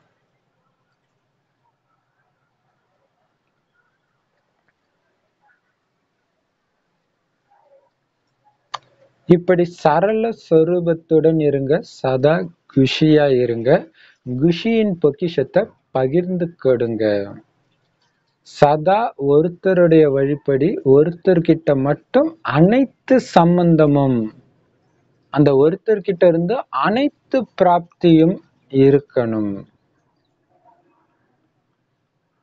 இப்படி ஒருவரின் மூலம் சதா ஒரே நிலையில் நிலைச்சிருக்கக்கூடிய எளிய பயிற்சியாளராயிருங்க. சதா குஷியா இருங்க, குஷியின் பொக்கிஷத்தை பகிர்ந்து கொடுங்க. குஷியின் அலைகளை எல்லோருக்கும் பரப்புங்க. இப்படி சதா குஷியின் புன்முறுவல் உங்க முகத்துல ஜொலிச்சுக்கிட்டே இருக்கணும். இப்படி சிரிச்ச முகத்தோட இருங்க. சதா பாபா நினைவுல இருங்க, விருத்தி அடையுங்க, வளர்ச்சி அடையுங்க. இப்படிப்பட்ட வரதானத்தின் மாலை சதா கூடவே வைத்துக் கொள்ளுங்கள். இதுதான் புது ஆண்டின் பரிசாகும். நல்லது. ஸோ திவ்யா சிஸ்டர் வரதான மாலை போட்ட மாதிரி பாபா ஒரு பேரா ஃபுல்லா வரதானம், ஒரு லைனும் ஒரு வரதானம் கொடுத்து இந்த வரதானத்தை எல்லாம் மாலையா போட்டுக்கோங்க, இதுதான் புது ஆண்டுக்கான பரிசுன்றார். என்னென்ன வரம் கொடுத்தாரு? சதா திருப்தியா இருங்க, திருப்திப்படுத்துங்க, ஒரு வரம். 2வது வரம்னா ஒரு எண்ணம் கூட சாதாரணமா இருக்கக்கூடாது, விசேஷத்தன்மையுடையதா இருக்கணும். ஒரு வார்த்தை கூட சாதாரணமா இருக்கக்கூடாது, நீங்க செய்யற ஒரு செயல் கூட சாதாரணமா இருக்கக்கூடாது, எல்லாம் அப்படியே சரித்திரமா இருக்கணும், விசேஷத்தன்மை நிறைந்ததா இருக்கணும். அதே நேரத்துல எல்லாம் சரள சுபாவம், சரள வார்த்தைகள், சரளத்தன்மை நிறைந்த செயலா இருக்கும். அப்படின்னு அர்த்தம். Easy going. அப்படியே தான் ஒரு பெரிய பந்தா அப்படிங்கிறது. அவ்வளவு இது. ஒரு சில ஆஃபீஸ், கவர்மெண்ட் ஆஃபீஸ் அங்கெல்லாம் போறோம், இல்லை எதுக்கோ போறோம்னா நம்ம யாருக்கோ வெயிட் பண்ணா யாருமே நம்மளை கண்டுக்கவே மாட்டாங்க. நமக்கே பயமா இருக்கும் அங்க போய் யார்கிட்ட கேட்கறது அப்படி. ஆனா அந்த நேரம் நீங்க யாரை பாக்குறீங்களோ அவங்களே வெளில வந்து வாங்க யார் வேணும் அப்படின்னு கேட்கறாங்கன்னா நமக்கு எப்படி இருக்கும்? அதுதான் சரளத்தன்மை. உள்ளே உட்காந்துட்டு வந்தா வரட்டும்னு இருக்கிறது என்னது? கெத்து மெயின்டைன் பண்றது. அப்படி இருக்கக்கூடாது. அந்த சரளத்தன்மை, சரள சுபாவம். அதான் அம்மா, யார் வேணாலும் என்னை எப்ப வேணாலும் வந்து பார்க்கலாம், கதவு திறந்தே இருக்கும், அப்பாயின்மெண்ட் எல்லாம் வாங்க தேவையில்ல. அதான் சரளத்தன்மை. பிரம்ம பாபாவும் அப்படியே இல்லையா? அந்த மாதிரி இருக்கணும் உங்களுடைய வார்த்தை. அப்படின்னா அந்த எளிமைத்தன்மை அப்படி இருக்கணும். இதுவே உங்களுடைய சொரூபமா இருக்கணும் அப்படின்னு வரம் கொடுக்கிற. அடுத்த வாரம் என்ன கொடுக்குற? சதா குஷியா இருங்க, குஷிய பகிர்ந்து கொடுத்துக்கிட்டே இருங்க. அடுத்த வாரம் குஷ்ரஹோ, இல்ல குஷின் பொக்கிஷத்தை கொடுத்துக்கிட்டே இருங்க. திருப்தியா இருங்க, விசேஷத்தன்மையோட இருங்க, சரளத்தன்மையோட இருங்க, குஷியோட இருங்க. எத்தனை வாரம் ஆயிடுச்சு பாருங்க. அடுத்த வாரம் சதா ஒருத்தர் வழிப்படி மட்டும் நடக்கிறவரா இருங்க. ஒருத்தர்கிட்ட மட்டும் அனைத்து சம்பந்தம் இருக்கட்டும். அவர்கிட்ட இருந்து மட்டும் அனைத்து பிராப்தியும் அடையுங்க. அப்ப உங்க உலகத்துல அவர் மட்டும்தான் இருக்கிறார். என்னுடைய எல்லா சம்பந்தமும் அவரோட தான். நான் எடுத்து வைக்கிற ஒவ்வொரு அடியும் அவரு கொடுத்த வழி. நீங்க எடுத்து வைக்கிறதெல்லாம் கடவுள் சொன்ன வழின்னு நினைக்கிறது இல்ல, அவர் சொன்ன வழிப்படித்தான் எடுத்து வைக்கிறது. பக்தியில வந்து எல்லாம் நான் பண்ணல, கடவுள் தான் பண்றாருன்ட்டு தப்பு பண்ணதெல்லாம் அவர் தான் பண்ணாருன்னு அந்த அர்த்தம் கிடையாது. பாபா சொல்ற மாதிரிதான் வழி. அவர் சொன்னா செய், அவ்வளவுதான்.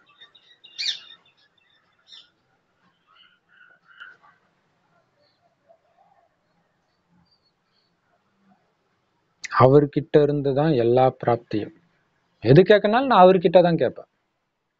எது கொடுத்தாலும் அவரு கொடுக்கறத தான் எடுப்பேன். அப்படி ஒருத்தர் கிட்ட மட்டுமே உங்களுடைய கணக்கு இருந்துச்சுன்னா என்ன இருக்கும்? உங்க மனநிலை ஒரே நிலையில இருக்கும். அவர் எல்லாத்தையும் உங்க நன்மைக்கு தான் செய்வாருன்னு தெரியும். அப்போ உங்க மனநிலை மேலே கீழே போகாது. அந்த மாதிரி பயிற்சி சகஜமா பண்ணக்கூடியவரா ஆகுங்க. சதா ஒருவரின் நினைவு, சதா ஒருவரோட சம்பந்தம், சதா ஒருவரின் வழி. அந்த மாதிரி இருக்கிற பயிற்சி ஈஸியா ஆகுங்க, ஆக்குங்க, உருவாக்குங்க. குஷியா இருந்து குஷியின் பொக்கிஷத்தை பகிர்ந்து கொடுங்க. குஷியின் அலைகளை நாலாப்புறமும் பரப்புங்க. உங்ககிட்ட வரவங்க எல்லாருக்கும், எப்படி அந்த கல்யாண மண்டபத்துக்குள்ள போற எல்லாருக்கும் அந்த பன்னீர் தெளிச்சு அனுப்புவாங்க பாருங்க, அதுமாதிரி உங்க தொடர்புல வர எல்லாருக்கும் குஷியின் அலைகளை பரப்புங்க, நிரப்புங்க. உங்க முகத்துல ஜொலிக்கணும் எப்பயும் குஷியின் புன்முறுவல். இல்லையா? நம்ம ஸ்கூல்ல படிக்கும் போதெல்லாம் ஒரு சிலரை பார்க்கும்போது பாத்தீங்கன்னா எந்த நேரமும் சிரிச்சுட்டு இருப்பாங்க. அவங்கள பார்க்கும்போதே நமக்கு அந்த ஒரு கவர்ச்சி இருக்கும். அந்த மாதிரி இருக்கணும் உங்களுடைய முகம். அந்த மாதிரி சிரிச்ச முகத்தோட இருங்க. வரம் கொடுக்கிறார். எப்பவும் சிரிச்ச முகத்தோட இருங்க. நீங்க சிரிங்க, சிரிக்கிறதுக்கு தேவையான எல்லாம் தானாவே நடக்கும். நீங்க அழுதீங்கன்னா அது சம்பந்தப்பட்ட விஷயம் தான் நடக்கும். ஸோ அதுக்குதான் போன வாரம் சூப்பரா சொன்னாங்க, ஒரு நெகட்டிவ் எண்ணம் கூட வர விடாதீங்க. துக்கமான எந்த எண்ணத்தையும் உருவாக்காதீங்க. முடியுமா முடியாதான்ற சந்தேகத்தையும் உருவாக்காதீங்க. முடியும், நான் வெற்றி மூர்த்தி. ஸோ அப்படி இருந்தா இந்த வரம் உங்களுக்கு பிராப்தி ஆயிடும். இந்த வரத்தையும் உங்க கழுத்துல போட்டுக்கோங்க. உங்க முகமே ஜொலிக்கணும்ன்றாரு புன்னகையில.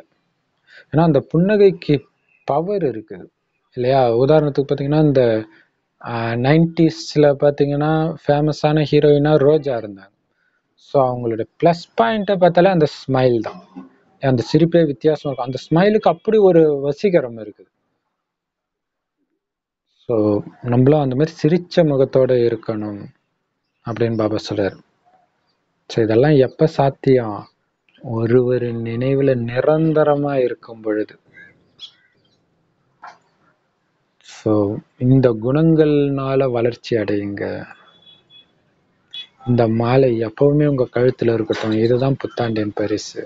அப்படின்னு அர்த்தம். இந்த வரதானங்களின் சொரூபமா நீங்க இருங்கன்ற. எப்ப பார்த்தாலும் நீங்க குஷியா இருக்கணும், திருப்தியா இருக்கணும், விசேஷத்தன்மையோட இருக்கணும், சரளத்தன்மையோட இருக்கணும், ஒருவரின் நினைவுல இருக்கணும். குஷியின் அதிர்வலைகளை பரப்பிக்கிட்டே இருக்கணும் எல்லாருக்கும். கோயில்ல பூசாரிங்க சாமிக்கு பூஜை பண்ணிட்டு வந்து எல்லாருக்கும் அந்த தீவார்த்தனை காட்டி இதை இப்படி இப்படி தள்ளி விடுவாங்க இல்லையா? அப்படி தள்ளி விட்டா என்ன ஆயிட போகுது? ஒன்றும் ஆகாது இல்லையா? புகை தான் அண்ணாண்ட வரும். ஸோ அது உண்மையில என்னது? அந்த குஷியின் அதிர்வலைகளை பரப்புங்க. முஸ்லிம்கள் கூட சாம்பிராணி போட்டு அந்த மாதிரி பண்ணுவாங்க இல்லையா? சரி. ஸோ நம்மளது எல்லாமே சூக்ஷ்மம், மறைமுகம் இல்லையா? ஸோ அந்த மாதிரி குஷியை கொடுங்க. நல்லது. இந்த மாதிரி சதா வரதானியாக, வரத்தை மற்றவர்களுக்கு தானமா கொடுக்கக்கூடிய, சதா பாபாவுடைய கை மற்றும் பாபாவுடைய துணையோடு இருக்கக்கூடிய அழிவற்ற உயர்ந்த ஆத்மாக்களுக்கு ஒவ்வொரு சங்கல்பத்திலும் புதுமைன்ற விசேஷத்தை வாழ்க்கையில கொண்டுட்டு வரக்கூடிய விசேஷ ஆத்மாக்களுக்கு புது யுகத்தின் புத்தாண்டின் அழிவற்ற அன்பு நினைவுகள். பறக்கும் கலையில பறந்து போறதுக்கான அன்பு நினைவுகள் மற்றும் நமஸ்தே. நம்மளும் பாபாவுக்கு அன்பு நினைவுகள் மற்றும் நமஸ்தே சொல்லும். தனிப்பட்ட சந்திப்பு. சதா தன்னை புண்ணிய ஆத்மான்னு நினைக்கிறீங்களா? தந்தையின் அறிமுகம் கொடுத்து தந்தையுடையவர்களாக ஆக்குறது தான் எல்லாத்தையும் விட மிகப்பெரிய புண்ணியம். இப்படிப்பட்ட சிரேஷ்ட காரியம் செய்யக்கூடிய ஆத்மாக்களா இருக்கிறீங்க. ஏன்னா இப்போதைய புண்ணிய ஆத்மாக்கள் சதா காலத்துக்கும் பூஜ்ய ஆத்மாக்களாக ஆகிடுறாங்க. புண்ணிய ஆத்மாதான் பூஜ்ய ஆத்மாவாக ஆகுது. அல்பகால புண்ணியம் கூட பலனை கொடுக்குது. ஆனா அது அல்ப காலத்துக்கான பலன். இதுவோ அழிவற்ற புண்ணியம். ஏன்னா அழிவற்ற தந்தையுடையவரா ஆக்குறீங்க. இதுக்கான பலனும் அழிவற்றதா கிடைக்குது. பல பிறவிக்கு பூஜ்ய ஆத்மாவா ஆகிடுறீங்க. ஆக சதா புண்ணிய ஆத்மான்னு உங்களை புரிஞ்சிட்டு ஒவ்வொரு காரியமும் புண்ணியமான காரியமாக செஞ்சுக்கிட்டே இருங்க. அதன் மூலம் பாவத்தின் கணக்கு முடிஞ்சிடணும். பழைய பாவ கணக்கு முடிஞ்சிடணும். ஏன்னா புண்ணியம் செஞ்சு செஞ்சு புண்ணியத்தின் பக்கம் உயர்ந்துடும், பாவம் கீழே போயிடும். புண்ணியம் செஞ்சுக்கிட்டே இருந்தீங்கன்னா புண்ணியத்தின் இருப்பு அதிகமாகிடும், பாவம் கீழே போயிடும், குறைஞ்சிடும், முடிஞ்சிடும். ஒவ்வொரு சங்கல்பமும் புண்ணியமானதா இருந்ததா, ஒவ்வொரு வார்த்தையும் புண்ணிய வார்த்தையா இருந்ததா அப்படின்னு மட்டும் செக் பண்ணுங்க. வீண் வார்த்தைகளே இருக்கக்கூடாது. என வீணானவைகளின் மூலம் பாவங்கள் அழியாது, புண்ணியத்தின் பலனும் கிடைக்காது. அதனால ஒவ்வொரு காரியமும், ஒவ்வொரு வார்த்தை, ஒவ்வொரு சங்கல்பமும் புண்ணியமானதாக இருக்க வேண்டும். இப்படி சதா சிரேஷ்ட புண்ணிய காரியம் செய்யக்கூடிய புண்ணிய ஆத்மாவா இருக்கிறேன் அப்படின்னு சதா ஞாபகம் வச்சுக்கோங்க. சங்கமயுக பிராமணர்களுடைய வேலையே புண்ணியம் செய்யறது தான். எவ்வளவு புண்ணிய காரியம் செய்யறீங்களோ அந்த அளவுக்கு குஷி இருக்கும். நடக்கும் பொழுதும் காரியம் செய்யும் பொழுதும் யாருக்காவது செய்தி கொடுக்குறீங்கன்னா அதுக்கான குஷி எவ்வளவு காலம் இருக்குது பாத்தீங்கல்ல. ஆக புண்ணிய காரியம் குஷிக்கான பொக்கிஷத்தை சதா அதிகப்படுத்திக்கிட்டே இருக்கும்.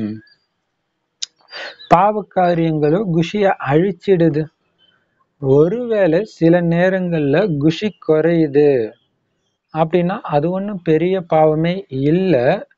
ஏதாவது துளி அளவு சின்ன பாவம் கண்டிப்பா நீங்க செஞ்சிருப்பீங்க, அதனாலதான் குஷி குறையுது அப்படின்னு புரிஞ்சுக்கோங்க. தேகாபிமானத்துல வர்றது கூட பாவம் தானே, ஏன்னா பாபாவை நினைக்கலையே. அப்ப பாவம் தான் ஏற்படும், குஷி குறையத்தான் செய்யும். அதனாலதான் பாபா சொல்றார் சதா புண்ணிய ஆத்மா ஆகுங்க. பாபா சொல்றார் எப்பவுமே மிக உயர்ந்த மிக புண்ணிய ஆத்மான்னு புரிஞ்சுக்கோங்க. பாங்க, இந்த பூமி பாரத பூமி புண்ணிய பூமி, அதெல்லாம் விட முக்கியமானவன் நான் புண்ணிய ஆத்மான்னு புரிஞ்சுக்கணும். அதுதான் மெயின் இல்லையா? பூமி புண்ணியமா இருந்து என்ன பிரயோஜனம்? இந்த யுகம் புண்ணியமான யுகமா இருந்து என்ன பிரயோஜனம்? நான் புண்ணியமானவனா இருக்கிறேனா? அதனால எப்பவுமே உங்களை புண்ணிய ஆத்மான்னு புரிஞ்சுக்கோங்க. ஏன்னா மிகப்பெரிய புண்ணிய காரியம் பண்றீங்க. அப்பாவுடைய அறிமுகத்தை கொடுத்து அப்பாவுடையவர் ஆக்குறத விட மிகப்பெரிய புண்ணியம் என்ன இருக்குது உலகத்துல? அந்த மாதிரி உயர்ந்த காரியம், புண்ணிய காரியம் செய்யக்கூடிய புண்ணிய ஆத்மா நீங்க. எப்பவும் இது ஞாபகம் இருக்கணும். ஏன் புண்ணிய ஆத்மா? ஏன்னா அந்த மாதிரி காரியம் பண்றீங்க. இப்ப புண்ணிய ஆத்மாவா இருக்கிறவங்க தான், அதாவது அப்பா அறிமுகத்தை கொடுத்து அப்பாவுடையவரை ஆக்குற புண்ணிய காரியத்தை செய்யற புண்ணிய ஆத்மாக்கள் தான் சதா காலத்துக்கும் பூஜ்ய ஆத்மாக்களா, பூஜைக்குரிய ஆத்மாக்களா ஆகுறாங்க சொர்க்கத்துல. இப்ப இந்த புண்ணிய ஆத்மா தானே பூஜ்ய ஆத்மாவா ஆகுது. அல்பகால புண்ணியத்துக்கு கூட அல்பகால பலன் இருக்கிற மாதிரி நீ மிகப்பெரிய புண்ணியம் செய்யற, அழிவற்ற தந்தையுடையவரை ஆக்குறனா அதுக்கான பலனும் அழிவற்றதா கிடைக்கும். பல பிறவிக்கு பூஜைக்குரியவரா இருப்ப அப்படின்னு புரிஞ்சுக்கிட்டு ஒவ்வொரு காரியமும் சாதாரண காரியமாவே இருக்கக்கூடாது, புண்ணியமான காரியமா தான் நீங்க செஞ்சுட்டு இருக்கணும்.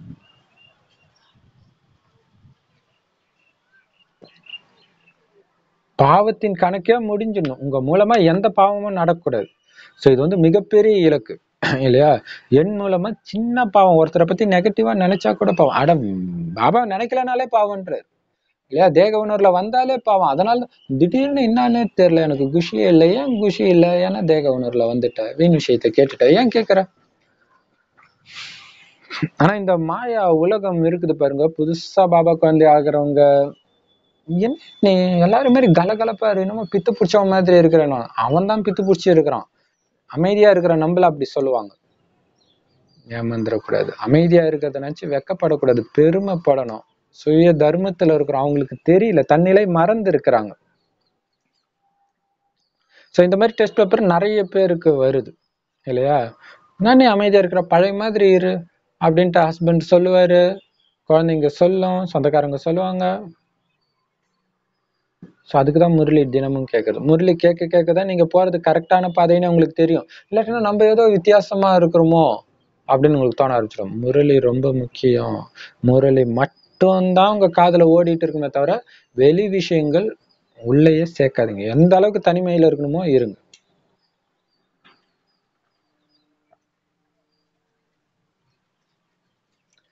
அதனால ஒரு காரியம் கூட சாதாரண காரியம், அடடா இந்த வயசு பொண்ணுங்களாம் எப்படி இருக்காங்க, இந்த வயசு பசங்களாம் எப்படி இருக்காங்க, நம்ம என்ன எப்படி இருக்கிறோம்? அவங்க சாதாரணமானவங்க, அப்படிதான் இருப்பாங்க. நாம ஏன் அப்படி இருக்கணும்? அவங்களையா கோயில் கட்டி கும்பிடுறாங்க? நம்மளெல்லாம் கும்பிடுறாங்க. அப்ப நம்மளுடைய ஒவ்வொரு காரியமும் ஒவ்வொரு எண்ணமும் புண்ணிய காரியமா, புண்ணிய வார்த்தையா இருக்கணும்.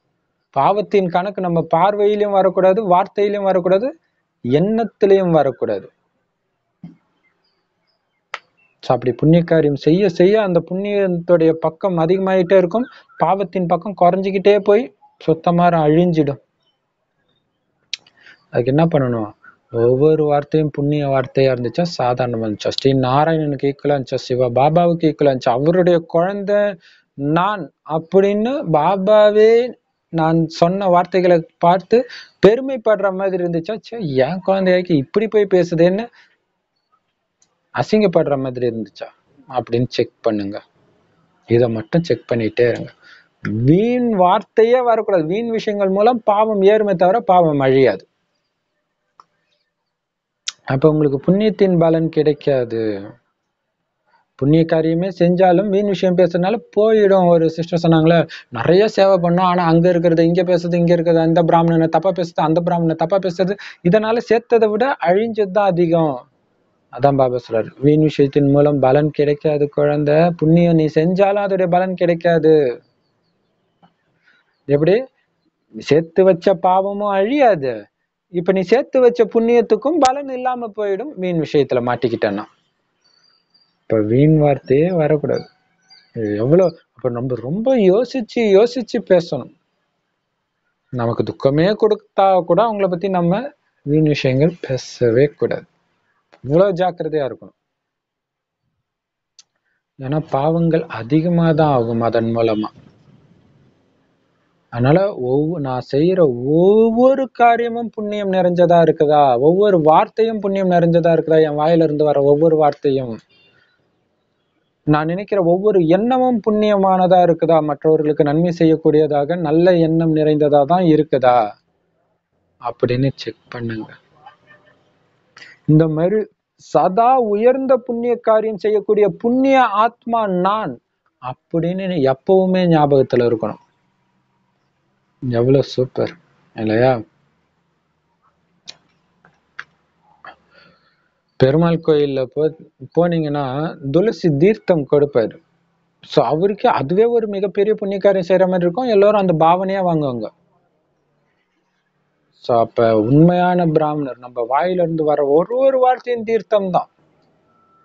நீங்க நினைக்கிற ஒவ்வொரு எண்ணமும் அவங்களுக்கு தீர்த்தம் தான். அந்த மாதிரி புண்ணிய தீர்த்தத்தை கொடுக்கிறன்ற நினைவு இருக்கட்டும் எப்பவுமே. ஏன்னா சங்கமயுக பிராமணர்களுடைய வேலையே புண்ணியம் செய்யறது தான். இப்ப செஞ்ச புண்ணியத்துடைய கணக்கு தான் 2500 வருஷம் சுகமோ சுகம், துக்கம்னா என்னன்னே தெரியாம இருக்கிறதுடைய காரணம். அதனால பாபா சார், நீ எந்த அளவுக்கு புண்ணிய காரியம் செஞ்சுட்டு இருக்கிறோ அந்த அளவுக்கு உனக்கு குஷி ஏறிட்டே இருக்கும். யோசிச்சு பாருங்க, நடக்கும்போது காரியம் செஞ்சுட்டு இருக்கும்போது பஸ்ல போகும்போது பக்கத்துல யாருக்காவது பாபாவுடைய செய்தி சொன்னீங்கன்னா எவ்வளவு குஷி ஏறுது. அன்னைக்கு ஃபுல்லா பயங்கர சந்தோஷமா இருக்கும். உடனே போன் பண்ணி சொல்லுங்க, வா இன்னைக்கு நான் அங்க போனேன், நான் பாபா செய்தி சொன்னேன். அப்ப அந்த குஷி கொடுக்குதுல, ஏன் புண்ணிய காரியம் செஞ்சதுனால. அதையும் மீறி உனக்கு குஷி குறையுதுன்னா புரிஞ்சுக்கோ, நீ பெரிய பாவம் பண்ணாதனால ஏதோ சின்ன பாவமாவது கண்டிப்பா பண்ணி இருக்கிற. ஆத்ம உணர்வுல இருந்து இறங்கிட்டான்ல பாவம் தான். ஏன்னா தேக உணர்வுக்கு வந்துடும். தேக உணர்வு வந்தா பாபா நினைவு வராது, பாவம் தானே அது. பாபாவை நினைக்காட்டினாலே குஷி போயிடும். சோ போக போக இந்த பிராமண வாழ்க்கையில நிறைய புயல் வரும். ஏன் தெரியுமா? நம்மள நினைவு விட்டாலே நமக்கு வலிக்க ஆரம்பிக்கும். சோ அந்த மாதிரி எடுத்துட்டு வருவார். சோ அதை புரிஞ்சுக்கணும். அந்த அளவுக்கு நம்ம நினைவு பண்ணணும்ன்றதுக்காக. நினைக்க குஷி, மறந்தாலே வலி. அப்ப அந்த நினைவு நிரந்தர நினைவு, அதுதான் பெரிய விஷயம். நிறைய பேர் பார்த்தீங்கன்னா அமிர்த வேலை பக்காவா பண்றேன், டிராபிக் கண்ட்ரோல் பக்காவா பண்றேன், ஆனா இவ்வளவு டெஸ்ட் பேப்பர் வருது. ஏன் வருது? நிரந்தர நினைவு இல்லை இல்லையா? இந்த நினைவு பாத்தீங்கன்னா கண்டினியூஸா இருக்கணும். டிராபிக் கண்ட்ரோல் பண்ணாலே ஓரளவுக்கு சரி பண்ணிடலாம். பட் அதுவும் இல்லாம அந்த சின்ன சின்ன விஷயம் கூட வரவிடாம அப்படியே கிளீன் பண்ணிக்கிட்டே இருக்கணும். எப்படி ஹாஸ்பிட்டல்ல பாத்தீங்கன்னா எந்த நேரமும் பினாயில் போட்டு கிளீன் பண்ணிக்கிட்டே இருப்பாங்களே, அந்த மாதிரி நம்ம மனசுல எந்த வீண் விஷயம்ன்ற அழுக்கும் வராம கிளீன் பண்ணிக்கிட்டே இருக்கணும்.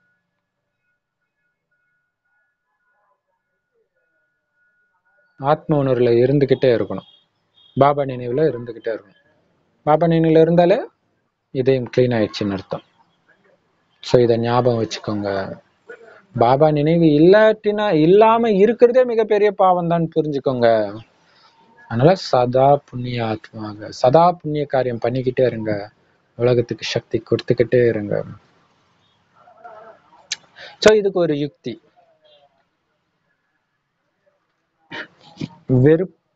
வெறுப்பு மிக்க வார்த்தை அல்லது காமத்தை தூண்டக்கூடிய மாதிரி வார்த்தை உங்க கணவனோ மனைவியோ அப்ப பேசுறாங்க அப்படின்னா, நீங்க உங்களை எப்படி நினைக்கலாம் அப்படின்னா, ஏதோ ஒரு கோயிலுக்குள்ள இருக்கிற அம்மன் சிலை நான். பக்தர்கள் வந்துகிட்டே இருக்கிறாங்க, நான் சக்தி கொடுத்துட்டே இருக்கிறேன். நீ குடுப்பியா சக்திய? உனக்குள்ள நான் காம உணர்வை தூண்டுறேன் பார், வெறுப்பு தூண்டுறேன் பார் அப்படின்னு மாயா என் காதுல பேசிட்டு இருக்குது. நான் அதை சுத்தமாரும் கேட்காம என் பக்தர்களுக்கு, என் குழந்தைங்களுக்கு சக்தி கொடுத்துட்டு இருக்கிறதுல நான் கவனமா இருக்கிறேன் அப்படின்ற அந்த சொரூபத்திலேயே நிலைச்சிருங்க. ஒளிப்புள்ளியா இருக்கிறேன், சக்தி கொடுக்குறேன், அதோடைய வேலை. ஸோ நம்ம நினைக்கணும், எந்த விகார உணர்வை அது தூண்ட நினைக்குது, நான் அதுகிட்ட மாட்டவே மாட்டேன். நான் சக்தி கொடுக்குறேன், தூய்மையின் அதிர்வலைகளை கொடுத்துக்கிட்டே இருக்கிறேன். அதே மாதிரி கோபத்தை தூண்டுதுன்னா அமைதியின் அதிர்வலைகளை கொடுத்துக்கிட்டே இருக்கிறேன். யாருக்கு? உங்க பக்தர்களுக்கு. எங்கேயோ கொடுத்துட்டு இருக்கிறீங்க. ஸோ இந்த இடத்துல வெறும் கல்லு மாதிரி தான். உங்களுக்கு கவனம் ஃபுல்லா அங்கேயே இருக்கணும். இது வந்து செம்ம பவர்ஃபுல்லான யுக்தி, பண்ணி பாருங்க, சூப்பரா இருக்கும். ஸோ நிரந்தர புண்ணிய ஆத்மா ஆகுங்க, சதா புண்ணிய ஆத்மா ஆகுங்க. நல்லது.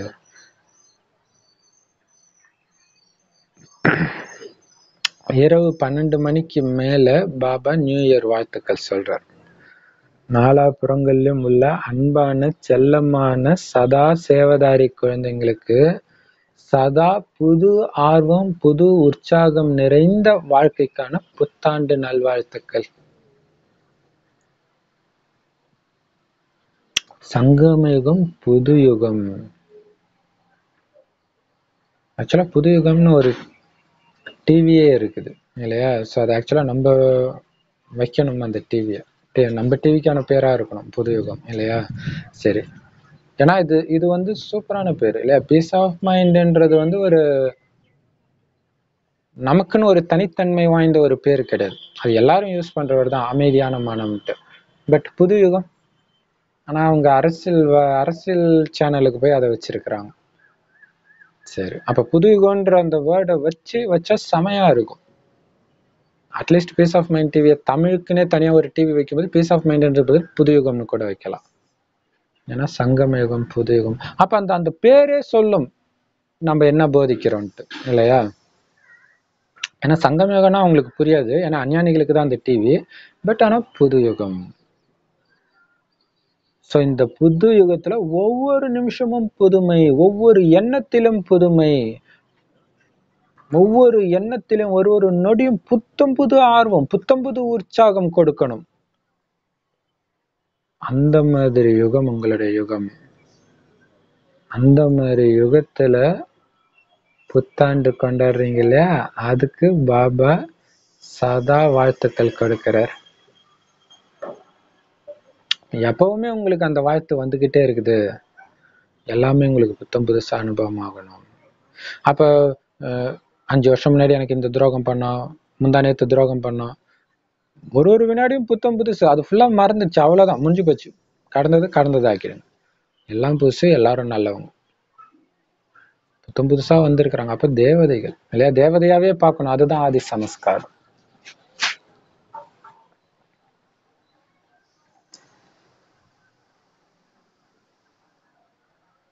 விசேஷ நாட்கள்ல விசேஷ நினைவுகளை கொடுத்தாலும் சதா அவர் கொடுத்துக்கிட்டு தான் இருக்கிறாரு. ஸோ இன்னைக்கு நியூ இயர்ன்றதால நியூ இயர் கிரீட்டிங் சொன்னாலும் அவர் எப்பவுமே உங்களுக்கு இந்த வாழ்த்தை கொடுத்துக்கிட்டே இருக்கிறாரு. ஊக்க உற்சாகத்தோட இருங்க, புத்தம் புது ஆர்வத்தோட இருங்க, புதுமையை கொண்டுட்டு வாங்க. சதா புதுமையான சேவையில, புத்தம் புது சேவையில சுயத்தின் பொருட்டு திட்டம் உருவாக்கி நடைமுறையில கொண்டுட்டு வாங்க. இல்ல, சேவையாகவும் இருக்கணும், அதே நேரத்துல உங்களுக்குள்ள சுய முன்னேற்றத்துக்கான திட்டமும் அங்க இருக்கணும். அதை நடைமுறைப்படுத்துங்க. மற்றவர்களுக்கும் தன்னுடைய புது வாழ்க்கையின் மூலம் தூண்டுதல் கொடுத்துக்கிட்டே இருங்க.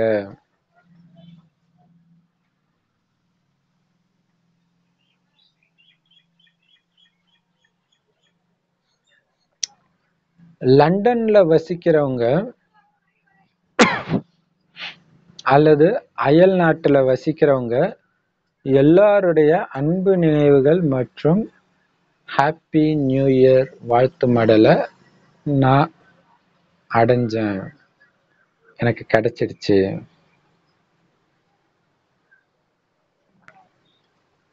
இப்ப பாருங்க, ஒவ்வொரு சேவையிலும் சுய புருஷார்த்தத்துக்கான திட்டத்தை உருவாக்கி அதை நடைமுறைப்படுத்துங்க. அதே மாதிரி உங்களுடைய புது வாழ்க்கை, இந்த பிராமண வாழ்க்கை மற்றவங்களுக்கு தூண்டுதல் கொடுக்கிற மாதிரி நீங்க அமைக்கணும். உங்களை பார்க்கும்போது உங்களை மாதிரி ஆகணும்னு அவங்களுக்கு ஆசை வரணும். அந்த மாதிரி இருங்க. செம சூப்பர் இல்ல? செம சூப்பர் இது இல்லையா? இப்ப சிவானி சிஸ்டரை பார்க்கும்போது நிறைய பேர் நம்மளும் அந்த மாதிரி ஆகணும், உங்களை பார்த்தாலும் அப்படி ஃபரிஸ்தாவா பாக்குற மாதிரி இருக்கு அப்படின்லாம் நிறைய பேர் சொல்றாங்க. ஸோ அந்த மாதிரி நம்மளை பார்த்தாலும் மற்றவங்களுக்கு ஆகணும். உங்களுடைய சொந்தக்காரங்க, உங்க வீட்டுக்கு வரவங்க எல்லாருமே ஒரு தேவதை நடந்துட்டு போச்சு அப்படின்ற உணர்வு வரணும். நீங்க பேசுற வார்த்தை ஒரு தெய்வம் என்கிட்ட பேசிட்டு இருக்குதுன்ற உணர்வை ஏற்படுத்தணும் அப்படின்ற லட்சியத்தை வச்சு பேசுங்க.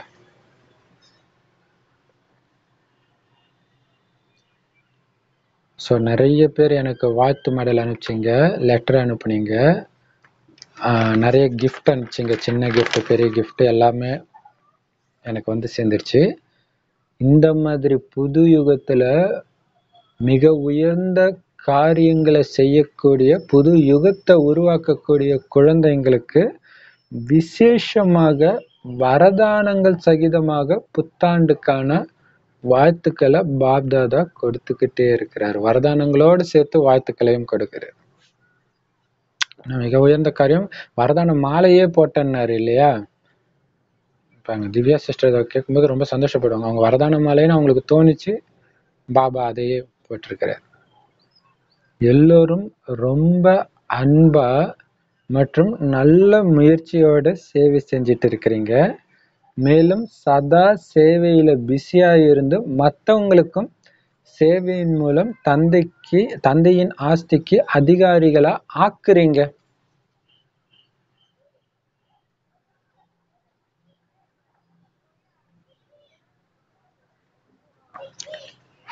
நல்லது. உள்நாடு மற்றும் அயல்நாட்டு குழந்தைங்க எல்லோருக்கும் மீண்டும் சுப வாழ்த்துக்களுடன் அன்பு நினைவுகள். பாபா சொல்ற எல்லா குழந்தைங்களும் நல்லா அன்பா சேவை செய்றீங்க, நல்ல முயற்சி செய்றீங்க, சேவையில பிஸியா இருந்து மற்றவங்களுக்கும் சேவையில பிஸி ஆக்குங்க. ஏன்னா சேவை மூலமா தான் அவங்களும் ஆஸ்திக்கு அதிகாரி ஆக முடியும். ஸோ அப்படி ஆக்குறீங்க. வாழ்த்துக்கள், அன்பு நினைவுகள் அப்படின்னு சொல்ற. வரதானம். மீதம் இருக்கும் தனது உடல் மனம் பொருளை ஈஸ்வரிய காரியத்தில் பயன்படுத்தி சேமிப்பு செய்யக்கூடிய சதா சகயோகி ஆகுங்கள். மீதம் இருக்கும் தனது உடல் மனம் பொருள் எல்லாத்தையும் ஈஸ்வரிய காரியத்துல பயன்படுத்தி சேமிப்பு செய்யக்கூடிய சதா சகயோகி ஆகுங்கள்.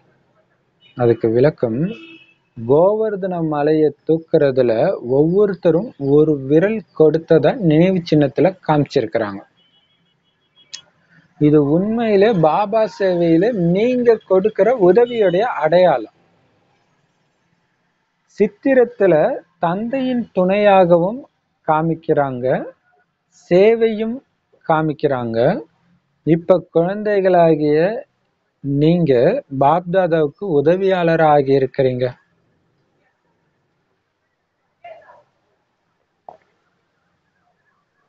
அதனாலதான் நினைவு சின்னம் உருவாக்கப்பட்டிருக்கு. பக்தியில உடல் மனம் பொருள் எதெல்லாம் பயன்படுத்தினீங்களோ அதுல 99% இழக்கத்தான் செஞ்சீங்க. 99% அதுல இழந்துட்டீங்க எல்லாத்தையும். மீதி உங்ககிட்ட 1% தான் இருக்குது.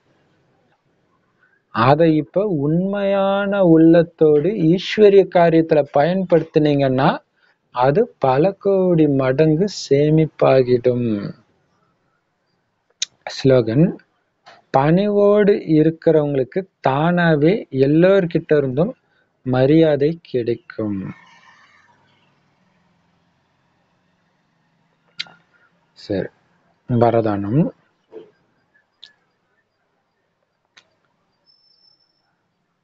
சூப்பரா சொல்றாரு இல்லையா? பக்தி செஞ்சு பாபா கொடுத்த 99% இழந்துட்டீங்க, மீதி 1% தான் இருக்கு. ஸோ இதுவும் ஒரு காரணம். பிறை, சங்கர் தலையில பிறை இருக்கிறதுக்கு என்ன அர்த்தம்? எல்லாத்தையும் இழந்துட்டோம். முழு நிலவாக்குனார் எல்லாத்தையும் இழந்துட்டு ஒரு பிறை சைஸ் தான் இருக்குது. சோ அத உண்மையான மனசோட பாபாவுக்கு நீ கொடுக்கும் பொழுது அது பல கோடி மடங்கு சேமிப்பாகுது. பக்தியில நீ பண்ணது எதுவுமே சேமிப்பு இல்ல, ஃபுல்லா இழப்பு தான், ஃபுல்லா நஷ்ட கணக்கு தான், ஒரு பைசா லாபம் கிடையாதுன்ட்டு. உடல், மனம், பொருள் எல்லாமே. சோ இப்ப சேமி. இப்ப நீ அந்த மாதிரி பாபாவுக்கு முழு மனசோட கொடுக்கறதுடைய நினைவாதான் கோவர்தன மலையை தூக்குறதுல ஒவ்வொருத்தரும் ஒரு விரல் கொடுத்ததா காட்டுறாங்க. இப்ப நீங்க செஞ்ச உதவியுடைய அடையாளம். சோ அப்படி இருக்கிறவங்களுக்கு பாபா துணை செஞ்சதையும் காட்டுறாங்க, சேவையும் காமிக்கிறாங்க. சோ அது துல்லியமா என்ன அர்த்தம் தெரியல. ஏன்னா கோவர்தன மலையை கிருஷ்ணர் தூக்குவாரு. சோ கிருஷ்ணர் சிவன் போட்டா கூட சேவையும் காமிக்கிறாங்கன்றாங்க.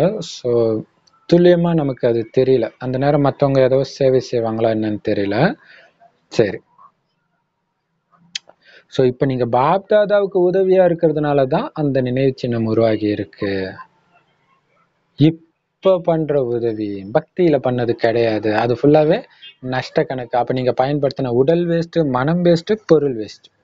இப்ப உங்ககிட்ட எல்லாமே 1% தான் இருக்கு. அது அப்படியே, ஏன்னா அது நீங்க கொடுத்தாலும் கொடுக்காட்டினாலும் போகதான் போகுது இல்லையா? சோ பாபா கிட்ட நீங்களே மனசார கொடுக்கும்போது பல மடங்கு அதிகமாகுது. சோ அதுதான் பைபிள்ல பாத்தீங்கன்னா ஒரு ராந்தல் கதை, ஒரு காசு மாதிரி. ஒண்ணு கொடுத்தாரு, ஒண்ணு 10 ஆக்கணும், இன்னொருத்தன் ஒன்னாவே வச்சிருந்தான், இன்னொருத்தன் 3 ஆக்கணும். யார 10 ஆக்குனாங்களோ அவங்க கிட்ட மத்தவங்க கிட்ட இருந்து புடுங்கி கொடுத்தாரு. சோ அப்ப என்ன அர்த்தம், அந்த அப்படியே ஈஸ்வரிய சேவையில பலி கொடுக்குறவங்க. சோ அதன் மூலம் பல கோடி மடங்கு சேமிப்பாக்குறாங்க. சோ இந்த ஆன்மீக வருமானம் அங்க ஸ்தூல வருமானம் மாதிரி அர்த்தத்தை புரிஞ்சுட்டு கதை சொல்லிட்டு இருக்கிறாங்க. சரி, ஸ்லோகன் செம்ம சூப்பரான ஸ்லோகன். ரொம்ப ரொம்ப முக்கியம். இந்த பணிவுன்றது நமக்கு கடைசி நேரத்துல ரொம்ப ரொம்ப ரொம்ப முக்கியமானது. பணிவு தான் கடைசி நேரத்துல பாதுகாப்பு கவசம்ன்றாரு. அதே மாதிரி இன்னைக்கு சொல்றாரு, அவங்க உன்னை மதிக்கல, இவங்க உன்னை மதிக்கல, பரவாயில்ல நீ பணிவா, அதாவது ஓம் சாந்தின்னு நான் சொல்றேன், என்னை பார்க்கவே இல்லை, பரவாயில்ல நீங்க பணிவா மறுபடியும் மறுபடியும் ஓம் சாந்தி சொல்லிட்டே போங்க. ஒரு டைம்ல அவங்க மனசை இலகி அவங்க மரியாதை கொடுப்பாங்க. அது ரொம்ப முக்கியம். தானாவே எல்லார்கிட்ட இருந்து உங்களுக்கு மரியாதை கிடைக்கும் பணிவா இருந்தீங்கன்னா.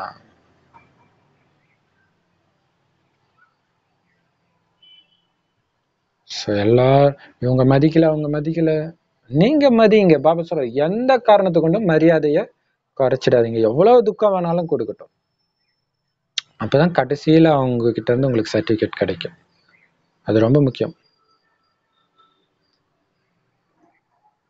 பிராக்டிக்கல் காலேஜ் ஸ்கூல்ஸ்ல பிராக்டிக்கல் எக்ஸாமுக்கு மார்க் வாங்குறதுக்கே என்னதான் வாத்தியார் டார்ச்சர் பண்ணாலும் நம்ம அப்படியே அமைதியா பணிவா மரியாதையா நடந்துக்கிறோம்ல, ஏன் மார்க்குக்காக இல்லையா?